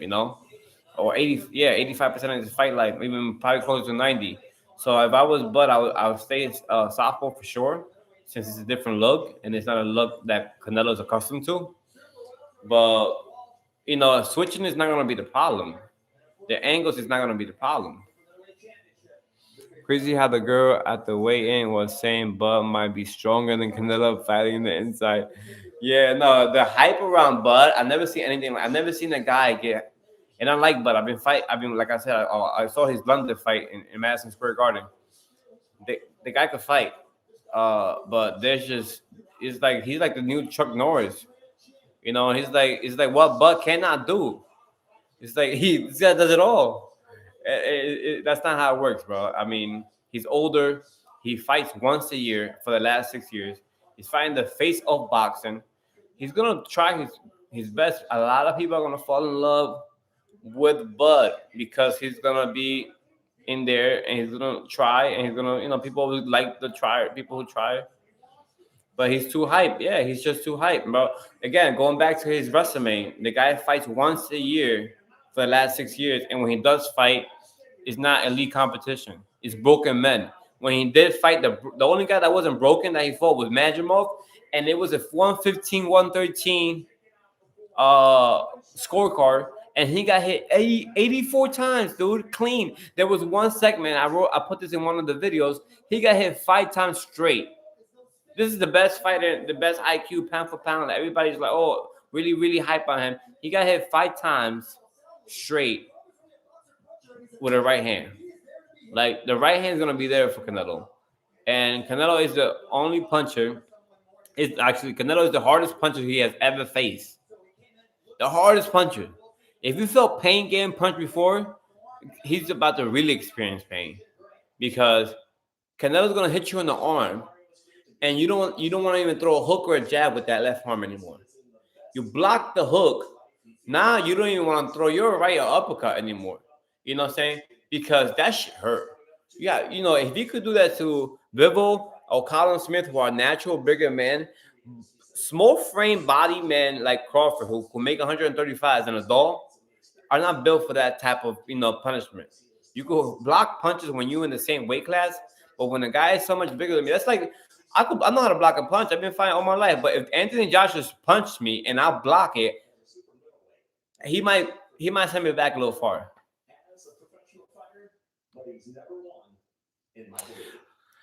Tio Shakur, bro. I'll tell you what. And it's crazy because Shakur's from New Jersey, and I seen him, like, I'm a little older than him, so I've seen him fights up to the ranks and stuff like that. Shakur fights more online than he fights on real life, and the guy's super talented. He's super good, but I don't believe he's gonna fight anybody until I see a ring walk, because he was gonna fight. Who was the guy that Christian Eubank was gonna fight? Huh? It was Ben. I forgot his last name. Ben. He was supposed to fight him. They agreed to shake hands on it. Next thing you know, I won't fight over 140. Like, what? You just said you agreed to fight this guy, and you didn't. You're gonna, not fight him anymore. So if they were to fight, that'd be a good fight. I would love to see Shakur and Tio go at it. But anytime Shakur says he's gonna fight somebody, I don't believe it. Canelo looks calm. Fuck. Meanwhile, Bud was literally stuttering. Bud fan says, "No, he's like that. Hell no." But always punks and talks BS when yo. I was just saying that. Santi. I was just saying that, dude. If you go back to all his fights in before, he's in their face. He's doing tactics. He's like, I get like that. I get active. All these, like, very, street terms, like, you're from any city, you know exactly what it means. Like, you just want to pretty much scare the fight into the person with your vocal energy. I'm going to make sure they get scared right now. Hopefully, I don't have to fight them next. But with Canelo, that's not going to work, because You're talking about the guy who's been the face of boxing for the last 10 years for Mayweather when he was 23. You know what's scary? Fighting Mayweather. Okay, let me get real close. You know what's scary?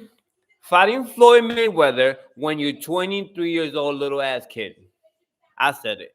Fighting Floyd Mayweather when you're 23 under the bright lights, the biggest star, the GOAT, knowing that he might put you, he might outclass you, and that's exactly what happened. And guess what? It's the best thing that ever happened to Canelo. The best thing.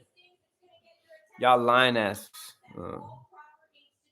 Let me see. I get back to it. Let me go in order.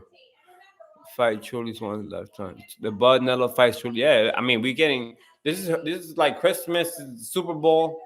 This is what we want. Whether you're a Bud Crawford fan or Canelo fan, you want to see the best fight the best. And who is better than Canelo and Bud Crawford right now? No. Do you see the difference between the weight and the Beans weigh in? Huge difference. Do you see the difference between this weight and the? Oh heck yeah, huge difference, bro. Bud was talking crazy. Bud was talking crazy to Spence. Bud was talking crazy to everybody because he really felt like these guys can't touch me. But he knows Canelo is a different animal. When you know you're fighting a different animal, he said it on the Piers Morgan show. I'm 75% sure I could beat him. 75% sure. Bro, like what? You just and then he said recently in this week, I'm 1,000% sure, but you said 75% sure.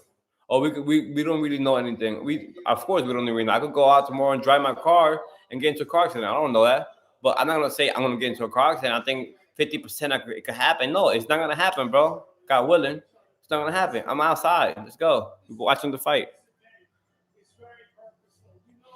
Talisha, why are you saying? What are we lying about? Talk to us. We just trying to have some dialogue here. I don't care what anyone says, but only for handicap. Kell Brook, broken eye. Amir Khan, chin, Canelo RP his chin long time ago. His chin is never the same. A toddler could hit him and wobble him. And then Spence, who was an amateur at 152 pounds, turned pro for at 147 and has been in that weight class for 12 years without moving up. Everybody else moved up. Even Bud moved up a few times because you get natural. Your body naturally keeps growing as an adult, as a grown ass man.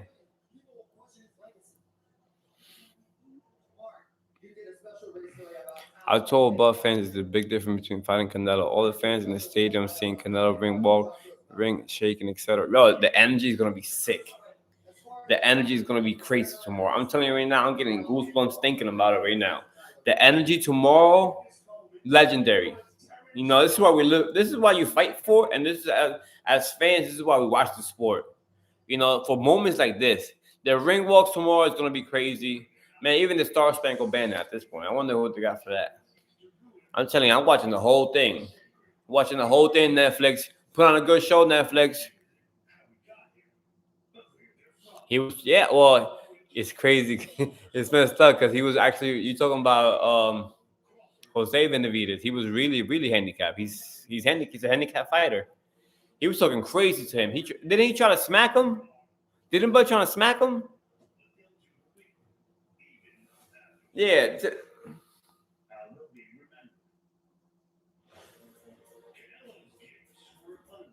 Yeah, he's going to feel the pressure he felt now when the stadium was not even close. Yeah, dude. He freaking walked away after the weigh-in.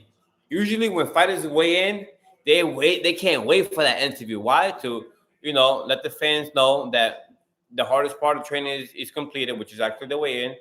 Reassure everybody that they're ready to fight, and get that last second to sell the fight. The dude walked off. Canelo who's the champion, wasn't there like, all right, I guess I'll talk. And then when he found out Canelo was talking, he got back up on that stage after they all left to give his 2 sentences.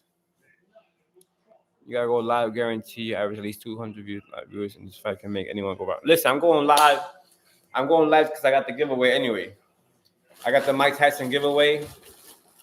I figured, I was like, if I'm gonna be doing the live, I want the people with me. We're gonna be enjoying the fight. I want to give people to win something. I got the Mike Tyson glove. I got the Roberto Duran glove. I'm gonna give them away to a lucky subscriber tomorrow. You guys just tell me who you got. If you're not in the giveaway, if you didn't put your comment in the video, I actually have a video out for it. I could put you in the list right now as a last minute courtesy. But there's gonna be two winners tomorrow. There's gonna be two Hall of Famers, so we're gonna have two winners, and hopefully, somebody's gonna own a piece of legacy of two of the greatest persons who ever laced them up. The walkout is gonna be crazy. I just want to see who's gonna walk. You know what I like about Canelo? When he was in the press conference, they asked him, "Who are you gonna come out with?" My team. Because at the end of the day, Canelo knows when he lost against Bivol, when he lost against Mayweather, people walk away from you. So I'm like, why am I bringing these niggas with me? Nah, it's not happening. I'm walking out with my team.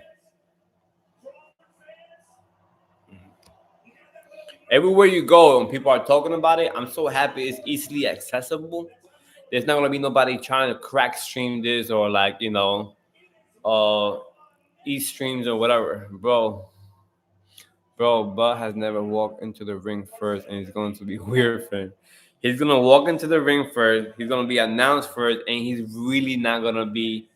His fans, I went to his one of his fights. They come out deep. They're not even gonna be a quarter of what's gonna be there waiting for him at that stadium. That stadium is gonna be so pro Canelo that if Canelo loses, you're gonna hear crickets. You're gonna hear crickets. There's nobody's gonna be talking. 60,000 people booing.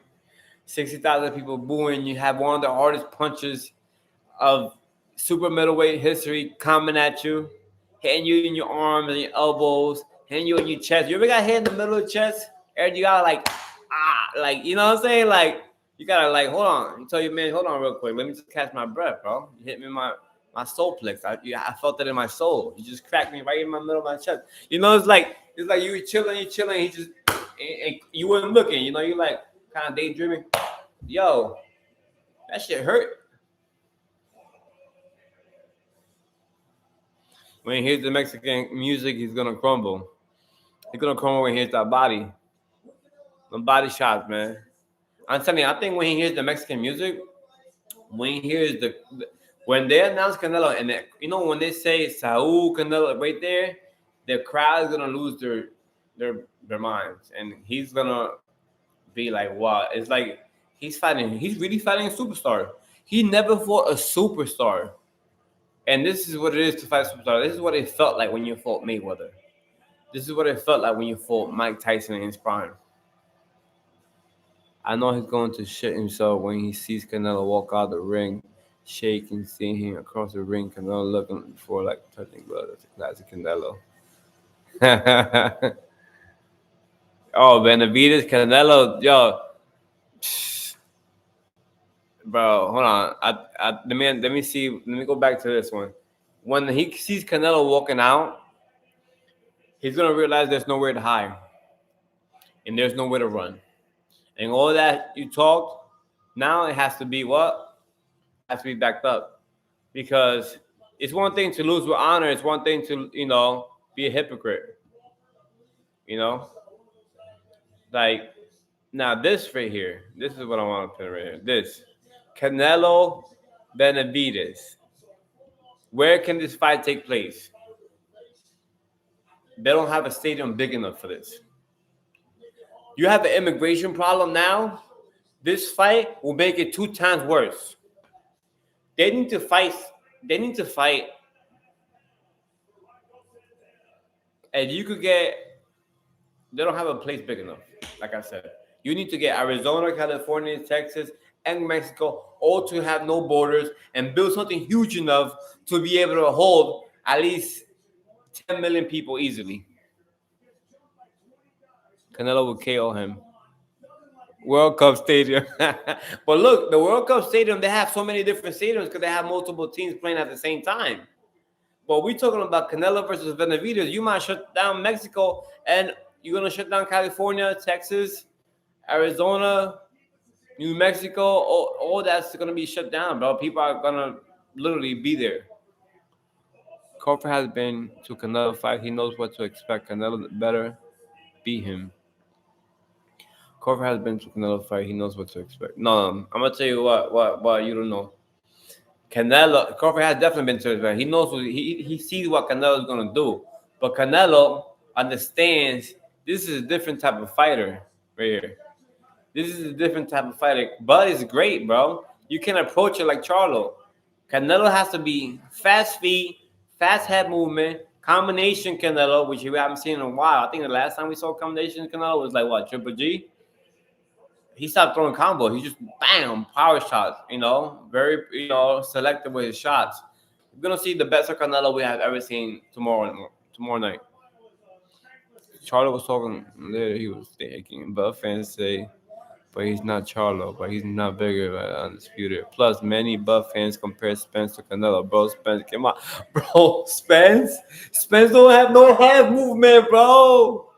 Spence never had head movement. He literally walked like this the whole entire time, forward. Why? That's why he ate all that leather. He ate all that leather, and now they comparing Canelo to Bud. That's disrespectful. If you compare Canelo Alvarez to Errol Spence, I think you should get smacked in the face. And my name is Boxing High 456, and I approve that message. Estadio Azteca de Mexico con hold 97,000 seats. That's doable. That's doable.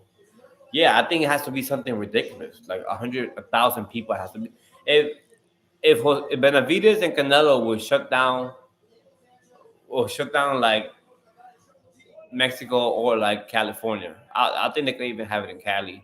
They could have it in Cali or Texas. They could have it at the Cowboy Stadium, but that only holds like 60,000 people.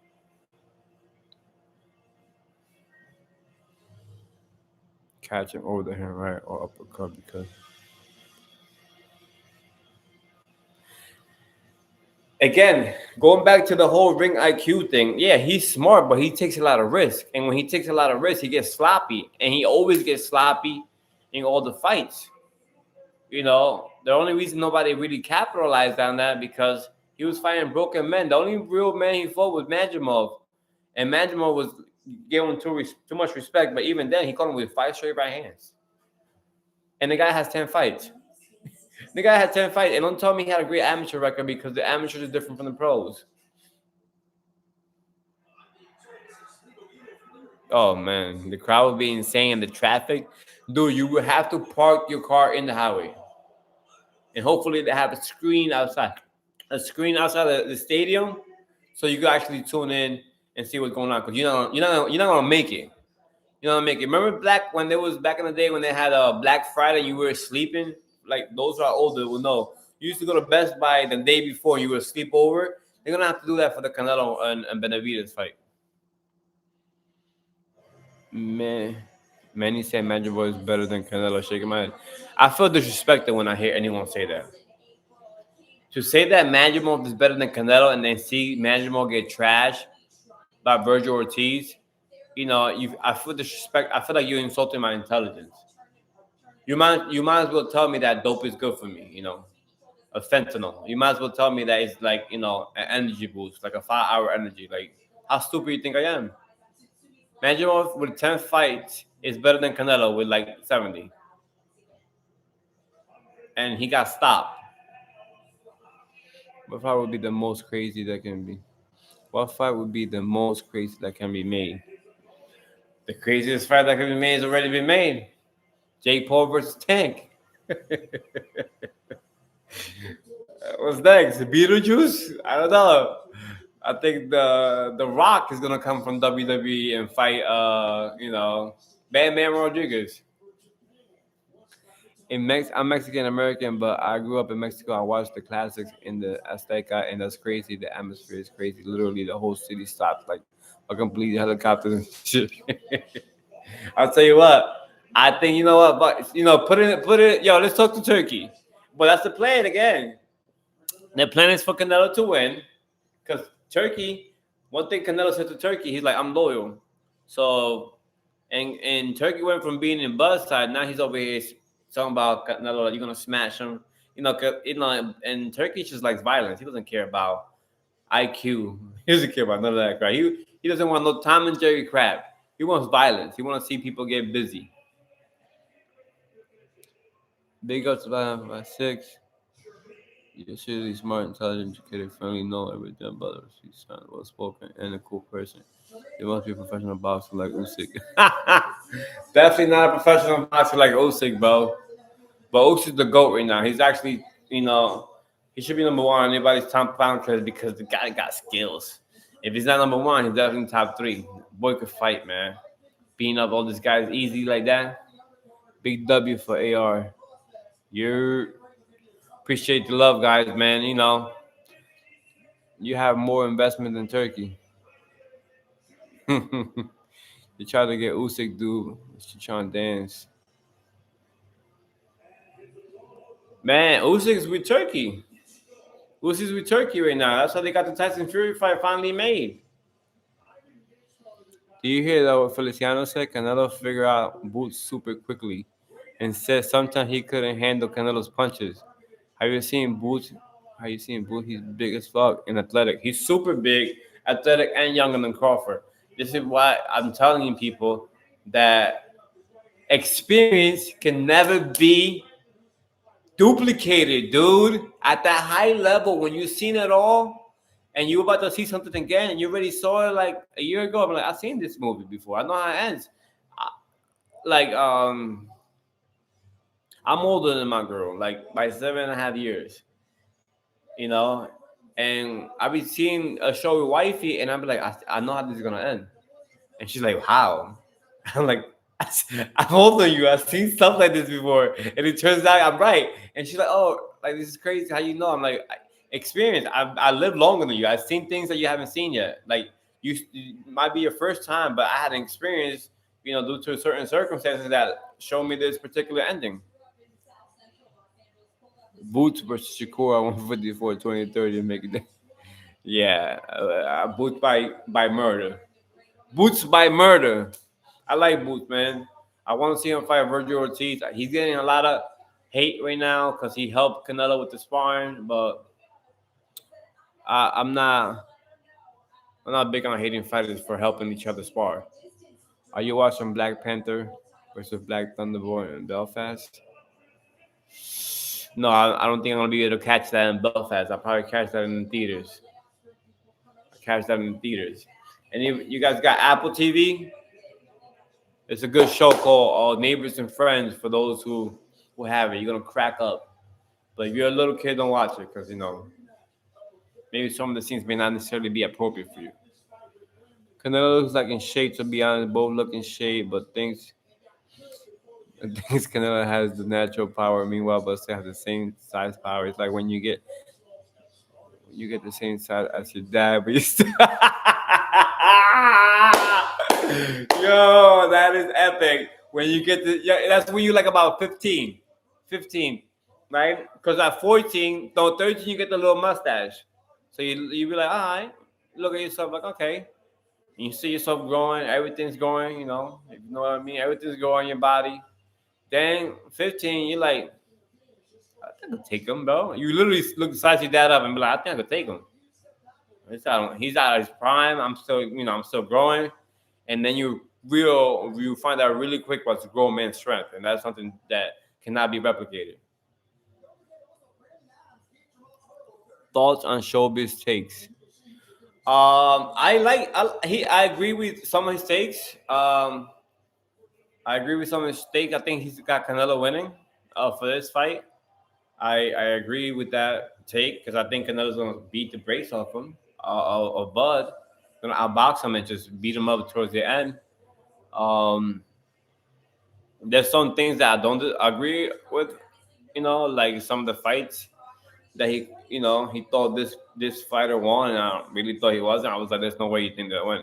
And I have told Showbiz on obviously not to his face, but on live, like based on this angle, and he couldn't really argue any other point. It's just a different opinion. I value things that he doesn't.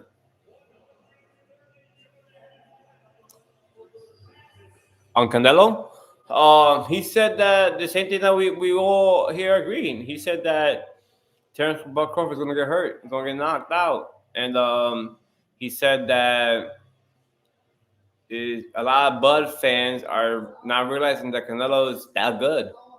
again, going back to the disrespect of Canelo, why the guys literally didn't become the face of boxing by sleeping in the couch and waking up at 1 in the afternoon, 1 p.m. No, the guy's like he had all that money and he stayed locked in. He stayed hungry. He stayed disciplined. And right now we're about to see him fight, and he just fought in May. He went to a whole training camp. This guy Crawford fought, last August 3rd. So again, is a lot of people gonna find out why Canelo's better. He be switching up crazy. Is Bud one day, then Canelo next. When did Bud catches Canelo clean, sees Canelo shake it off. Yo, dude, I'm not even ready for the excuse train. I made a video on that, and I was like, okay, because I don't know if you guys heard the whole shoulder thing. I was like, wow, fight week, really? On fight week, you almost like if he would have said like ouch when somebody touched him in the shoulder, I would have just be like, I'm not even gonna tune in. I'm not even gonna tune in anymore because, bro, on fight week you should not be saying you got any injuries. Number one, it's almost like you getting that excuse ready, you prepping it just in case when things go down the hill. Then now you're like, all right, I told you guys I wasn't feeling 100%. So here you go. For excuse number one, he's too small. Excuse number two, this is the excuse train, right? It's hard. They're gonna give us everything, the whole shebang. Excuse number one, too small. Excuse number two, he's too old. Excuse number three, the shoulder injury. What's next? Bad horoscope. Oh, he was born the wrong month. Come on, dog. I want to hear that, bro. Take your ass whooping like a man. Collect that check and go back to your 8 kids. When Bud catches Canelo clean, what's your thoughts on Bam Rodriguez? Do you think he can become a big star? For me, he's like crazy. Yo, Bam is the goods. Bam is the goods. Uh, the thing about Bam is his biggest problem is he's a small dude, and people don't give the small weight classes any due diligence. They don't watch the small class. But the guy's a problem. He has the good. He's nice. I think that he should be out more. They should have him everywhere. Again, he should be fighting often. He should be everywhere because he's such a good fighter that if people were to watch and tune in, like he should be on this card on Netflix. Because you don't have to pay for it. You could just everybody has Netflix already. It'll be a good look for him. But I think he has a good. I think he's gonna be a superstar eventually. He's still so young, and they're still gonna die him. He's gonna grow into his weight. He might even get the Inoue fight. Man. Ball walked off the stage when they walked back. He regained. Ball walked off the stage and then walked back when he regained fake stuff. Yeah, I saw that. I was like, who weighs in and leaves in the biggest fight of their life? Nervous energy. You too dialed in. You too locked in to say your 3 sentences. You really didn't say much. You could have just sat down and kept it pushing. Move. But no, you just walked completely off the stage. It wasn't like he took a few steps. He walked completely off the stage. His whole entourage, they're so deep. And this is what gets me so mad. All those guys are eating a bud. They're all getting paid. He has 6 trainers. The guy has 6 trainers. I've never seen anything like that in my life. And they all telling him, you're going to beat Canelo. You're going to beat Canelo because you're going to have to pay him off and give him some money. And then when he loses to Canelo, they'll get paid. They'll still have their money in their pocket. He'll have bad health. He'll still be rich. But he could get hurt. He could really get hurt. I boxed with Bam. Oh, you did? You guys train? Oh, so you guys were in the same gym? Yeah, you guys were in the same gym. Yeah, that's good. That's cool. It's always nice when you actually see somebody from your gym make it. From my gym, we had Julian Hammerhands. He recently fought in that Jake Paul undercard with a guy in Bo Mac's team. He knocked him out in the last round, the 10th round. Julian Hammerhand Rodriguez, man, from New Jersey, Hasbrook Heights. Do you hear that I'm the buckle because it hurts more? He was even shaking, saying Same thing when he said that. That's how legends are made. Dude is nervous, bro. Dude is nervous. I've never seen a guy look down like this. Like he usually like this. Hold on, yeah, yo, active. I get active. You gonna get him beat up. Yo, I'm not playing with you. You get it too. You get it too. All y'all. I don't care about Texas. And then I'm like, what? We need to find Earl Spence. He was not saying that. He was not. He was not saying that at all. Yo, you were in over Robert Garcia Moreno. Okay, took a break because though injuries, but I'm back though full time training to make that pro debut. Yo, let us know where you at. Give us your Instagram. We start getting you. We're gonna tune in, bro. We're gonna support from now, from the beginning. From the beginning, so you can never say, the hype never followed through. We came through and we show support, we show love. And hey, just don't forget about us when you make it. You know what I'm saying? Give us that interview and let us know. Give us that behind the scene look that we always need, because fighters, especially like with Buck Camp, he did a whole like series on his YouTube channel. But everything was like showing them joking around and playing and like grilling. Like, dude, I want to see training footage. I don't want to see like a boys camp. Benavides, yo, that's sick. Sick fight. I I I I I think Benavides could do it because he's just younger, but it's gonna be a good fight because Benavides is all those Russian guys are tough, bro. They're tough, and Benavides is not really a boxer, so they're gonna have to fight each other, and that benefits Benavides because he's a puncher, and he has different type of power. See, Benavides will break you down and then knock you out. Benavides could knock you out with one punch. Yeah, got through amateur ranking, turning pro at 18. I was just about to start amateur.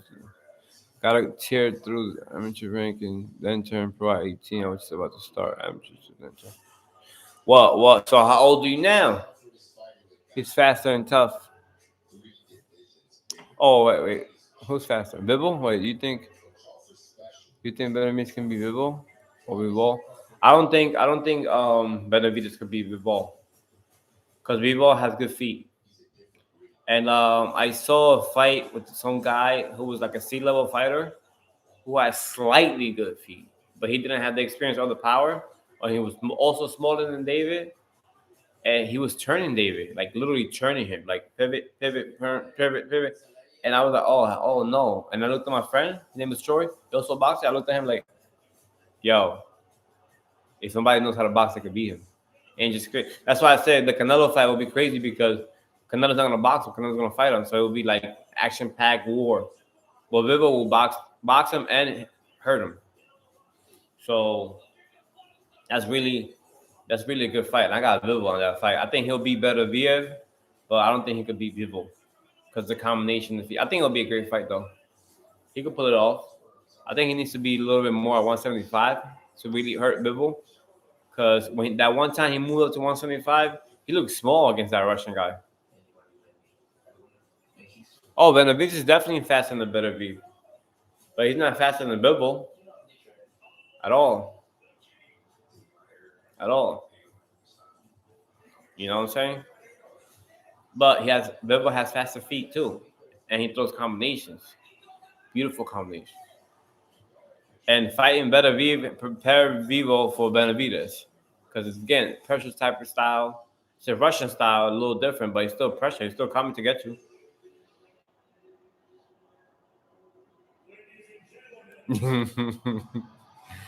He dug boots. He dug boots. And he dug Virgil Ortiz. And it goes back to his resume. I would have gave him look, if he would have fought Virgil Ortiz, I would have, nah, man, Canelo in trouble. The guy knows how to deal with this type of fighters. He never fought a fighter that hits him to the body. I've never seen nobody go to his body. He has a small waist. You're gonna break him down, bro. You're gonna break him down. Again, I said it. Canelo's gonna box the first 6 rounds and let everybody know he's a better boxer. And then he's gonna beat him up for the last 6 rounds. And I don't see anything else happening besides that.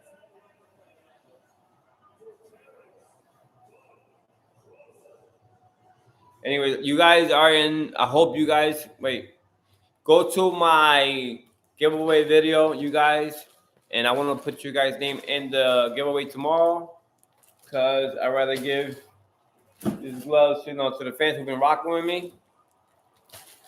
To give back, you can hold on to them, and you could, wait until they get more value and sell them. It's like stocks; they only gonna go up in value. They're not, they don't go down. They only go up. This is Roberto Duran right here. Got the Roberto Duran, and I got the Mike Tyson glove in 2 different boxes. I subscribe, bet. Appreciate you, Santi. Bro, that Boots for Ortiz fight, 50-50. 50-50. But Boots did something Virgil. Well, Virgil already sparked Canelo. He said his hard as hell. Boots just sparked Canelo. I'm sure he's going to sit. So now I can't even use the Canelo card, because I was going to say Boots going to have one up on him for sparring Canelo. But Virgil did spark Canelo, so it's going to be a great fight. I don't even know who's going to win that fight. I just got to see how they both going to play out in their careers and who's more active and who's fighting the better people. And that's usually what dictate who wins. Crazy power, dude. Crazy power. You see how Madrimov was able to handle Crawford's punches? But when he felt Virgil's power, bro, I never seen a guy run bro, he was out. He was not trying to be in that ring at the same time, Virgil. He was like, damn, I'm really pissed off. I signed up for this fight. Like, why am I here? Why am I here? Why did I choose this profession? Yeah, second thought. Every time I hit him, he's like, why did I choose this profession? It's like snaps some sense into him. Yeah, imagine more got his butt kicked by Virgil bad.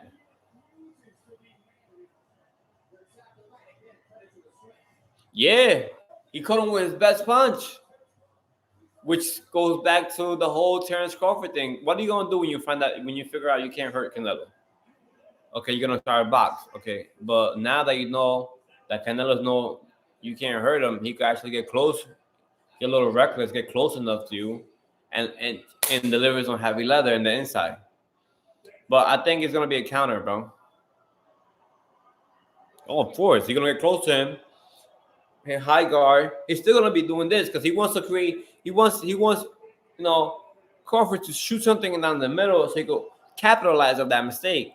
It's gonna be people forget how great Canelo's timing is, and I just can't wait to go on live tomorrow and be like, I freaking told you so. And I'm literally gonna go. I might just go crazy on I don't want to do it because I like Bud because he's taking the risk, but those Bud buddies, man, those Bud fans, those fanboys, they watch so many movies, man. I don't believe in fairy tales. I don't believe in the smaller guy beating the bigger guy. Every time that happened, it was a bigger guy who was trash. Usually when you have somebody that actually knows how to fight and they're bigger than you, then it becomes a problem for any fighter.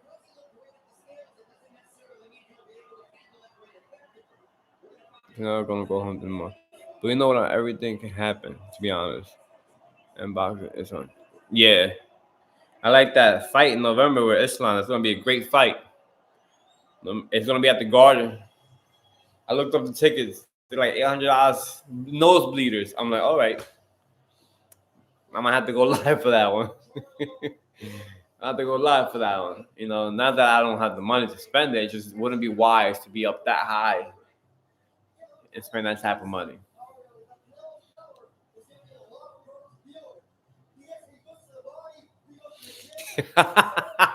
Dude, the thing, he's like the second comment or something, bro.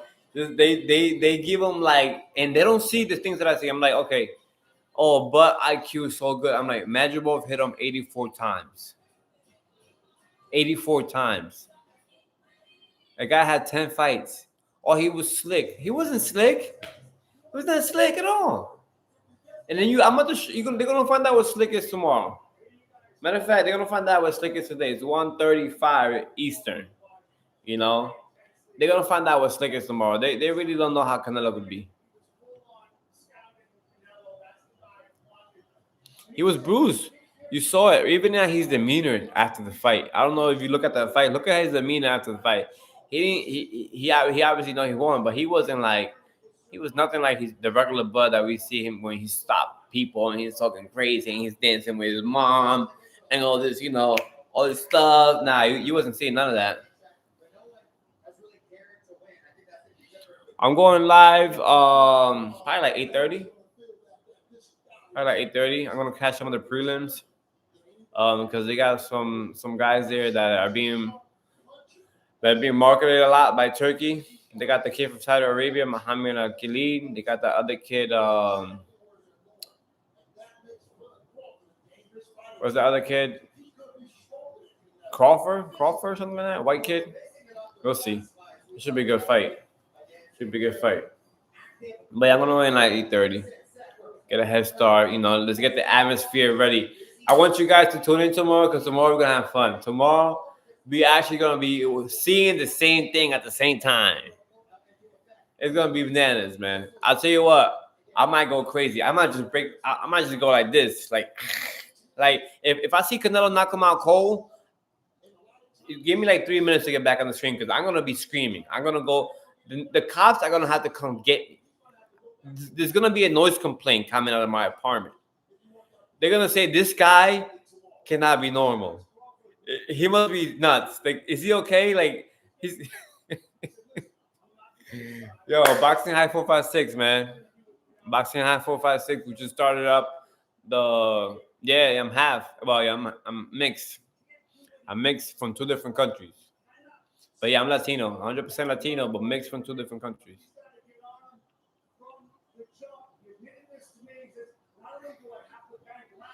And Billy fight gonna be good. It's gonna be great. I've been telling people that might steal the show.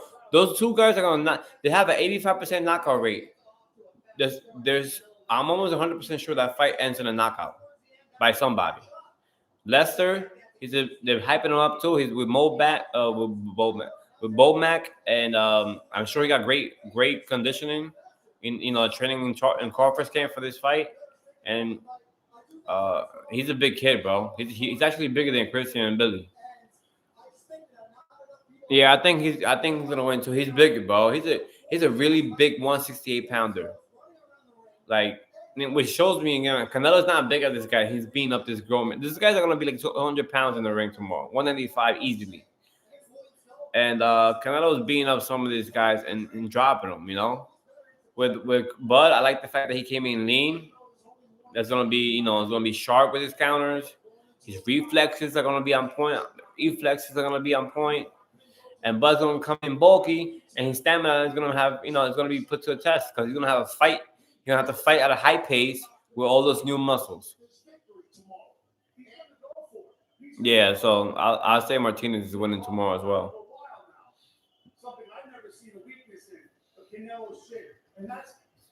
We ain't here. We ain't here tomorrow early, and I think just make sure you bring your popcorn. Exactly. You know how hard you have to punch to beat up a guy who's 6 feet tall, over 200 pounds, and you walking in there like 5'8". What is it, like 5'8", 5'9"? It's not that big. Even Crawford, who came up from welterweight, looks evenly longer arms. Like, some guys think Bud could be Usyk. I think some guys think, yo, it's like Canelo been knocking out guys that were Usyk size. Cause think about it, Usyk is like he was making weight at 190 cruiserweight. Those guys are over 200 pounds on fight night. So Canelo's knocking out cruiserweights out there, bro. Yeah, those guys, they will say anything about, but I lose respect for that. For anyone who's too racist to say the truth. Like, we talking about just skill, Let's be logical and let's use skill. Why are you so confused that Bud could do all of this when he has never done it? Bro, I would say hell fucking no too. Canelo cannot beat Usyk. They make it a race thing, man. Not all of them, not all of them, but a lot of the casuals for sure. Like I was with a coach in the thing, and I'm like, oh man, when the fight was announced, and we were just talking, mind you, we're like, coach, we see eye to eye on mostly everything, and he's like, I'm like, yeah, Canelo's gonna get him, and he looks at me like, he's like, I'm like, dude, are you serious? He's like, I think he could do it. I'm like, he gets hit too much. It's an established point. We're not making it up. He gets hit clean, not like chip, not like he gets hit in his face like sharp by guys who are not in Canelo's league. Oh, he's gonna find a way. I'm like, I think that was like the last day I saw him. I'm like, you gotta go. You can't have a coach like this in this gym.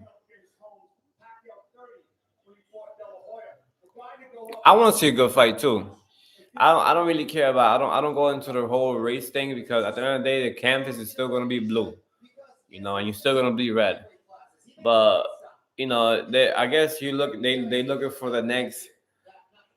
I guess since we as Latinos we have a star, they also consider him their star. So it's only right that they gonna go crazy. But I would still not think that Canelo could beat up Usyk or Tyson Fury or somebody like that. For them to say that he could beat up Vivo, for them to even say consider him fighting Benavidez, I really consider. I think Benavidez will end them in less than 4 rounds.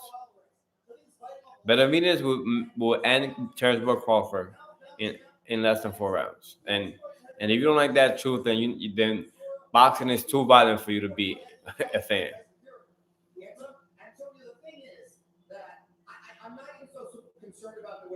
The thing is, Latinos we are one. Meanwhile, in the U.S., everyone's divided. Yeah, no, we are one, but let me see how I'm gonna put this. There's some. It, there's some Latinos that actually think got Bud going for. They are going for Bud, but as a person, let's say that you're a regular 9 to 5 worker, you work, you got a job or you're construction, whatever. You go and you see Canelo fight twice a year, and then they got this guy Bud who fight once a year, and he's smaller, and he haven't fought nobody near Canelo's level. Your logic says, as a Latin person, oh, Canelo got this. Canelo got this. Why wouldn't he get it? The guy's not on his level. If fight once a year, he's sluggish. He's gonna be sluggish. The weight and the inactivity is not gonna do him any good. The weight and the inactivity is not gonna be doing him good. And when he feels the power, he's gonna want to run, and then he's gonna remember, yo, people are watching me. It's Netflix, 65 million people. I gotta fight and just die here. And then if he dies, he's gonna be really happy. Not just us, Turkey. Turkey's gonna be so happy because he only care about violence and blood and like body smashing and like cat head craving and all of that. Afro Mexican, she didn't hear F. There's actually a place in Mexico that I was looking into history. It's like I think it was like Guerrero or near Guerrero that have African race like DNA because the whole slave trade. So that was like a little spot where there was heavily populated Africans there, and they should stay there, and then just learn how to speak Spanish, and that's pretty much Guerrero, yeah. And it's like the only place in Mexico that you will see more dark skin complexion. Usually you get like more on the browner side, but Guerrero is a little dark. No. I was getting into a debate with a guy about that. He was like, "What about the Puerto Ricans, the Dominicans? The dark skinned Dominican, Puerto Ricans, Colombians. What about them? All you guys, I think it all came over the N word, which is very controversial in the first place. They're like, anyone who's from that race should be able to say whatever they want. If it's not, they shouldn't be excluded. They should start. When you get in profile by the police, they're not telling you, oh, did that guy speak Spanish or English? Not just looking at how you look, bro. If you look a little dark, you might get stopped. They are mixed, but they don't look black, but they have a lot of native blood too. Veracruz. Yeah, I mean, I'm sure there's a mix. There's a difference, some more than others. But compared to the rest of Mexico, yeah, that's the darkest spot, Guerrero. You know. Um, but yeah, it's crazy what they're saying. There's a few coaches that I follow, and every time they mention like that Terence Crawford is a god or something, I go in there and I see something that's realistic, and it just ticks them off. About Crawford is that when he gets hit, he'll want to get his back immediately. Now, that's going to open him See, this guy's over here telling me, you really think Canelo's gonna approach the fight the same way? I mean, Bud is gonna approach the fight the same way he did with Majimov. I'm like, you really think Canelo's gonna approach the fight like he did with Skull? That that it also worked with the Canelo argument. You think Canelo's gonna go into this fight just like Skull? No, the dude came in already lean. Came in lean with the black tank top. White, you know what I'm saying? Like that's different right there. That's a different type of confidence. And then to go in the stare down, right, and dap him up, like yo, when you dap somebody up, not like out of like yo, no, nah. This is like bring them in. Like let me bring you in. Let me bring you in real quick. I'm gonna tell you something. You did your best, bro. I'm proud of you. You told somebody like your little cousin trying to beat you in basketball, and you like you did your thing, man. But you still got a long way to go. I love Tank. I love Tank, man. I really wish he wasn't fighting Jake Paul. Yeah, exactly. And better, because he learned from that fight. Fight just like the Jacob fight and better. I'm telling you, head movement's gonna be on point, man. His head movement's they're gonna fall in love with the pullback, everything's gonna be on point, the feet, and he's gonna be right in front of Bud. So yeah, he might try to land, but when Canelo lands, it's gonna be thunder and shots. They're gonna break your rib. You're gonna hurt your forearm even when you catch it. I'm telling you right now, it's happening. And it's kind of sucked because he was put in that place by his team. They should have told him not to take the fight. He's gonna beat up on the arms. Gonna beat up on the arms, dude. You were the one that asked me about showbiz, right? If you didn't want the big guy in Benavides, you better beat up the small guy. And my feeling is that Canelo is so keenly. When you get hurt, you cannot even. When you get hurt, you're looking for survival. If you got good legs, you try to move. If you have no legs and you get hurt, then you get put to sleep. And that's where your team gotta be throwing in the towel. If they see his leg buckle, he get Bambi legs. He's over here getting rocked. He can't withstand the power because once Canelo smells blood, he's gonna really, really press him, and he's gonna throw hard shots. You block him or not, they're gonna hurt you. You're gonna feel like you got hit clean. Oh, it was the other dude. Yeah, it was the other dude. Oh, yeah. I don't think he flip flop on this. I think he was pretty straightforward with the whole Canelo's gonna win, and I agree. I mean, my logic says that. Like, if I'll be living a dream or I'll be going into a fairy tale thinking that Bud wins. I don't believe in fairy tales like that, man. I'm an adult, and I know life sucks. You can't gaslight me into believing that. But I'm gonna call it a night because tomorrow's a big day. These guys are ready for a lucky subscriber. Can't wait to make one of you guys super happy. Having this legacy in your hand, having something that's gonna be valuable as the years and time passes. And then God forbid something crazy happen, emergency, you go always put them on the market, get that money, and restore whatever problem situation you may be going through at the time.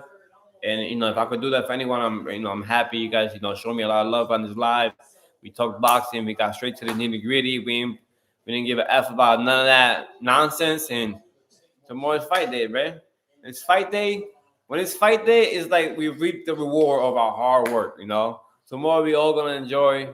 Make sure you have whatever you into. Have it ready next to you. Call your boys. Call the people. Let's get lit, man. It's fight night, and we're only gonna do it the best way, man. We're gonna get hype. That's what we're here for, man.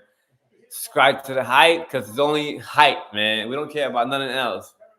If you're not hyping up the fight, then get out the chat because we all gonna hype up the fight. After this fight, the next fight gonna get even bigger and bigger and bigger. The Never Hanging fight, he has a hard fight against Brian Norman Jr. He has a hard fight against Brian Norman Jr. and he could get hurt easily in that fight. But shout out to Devin for even taking it. Anyways, guys, man, I appreciate all the love. I'll be in tomorrow, 8:30. Make sure you come in the live, and maybe you could be the lucky winner of one of these signed gloves by the Legends. God bless. Take care. Antonio, what are the keys to victory for Bud Crawford? I just think Bud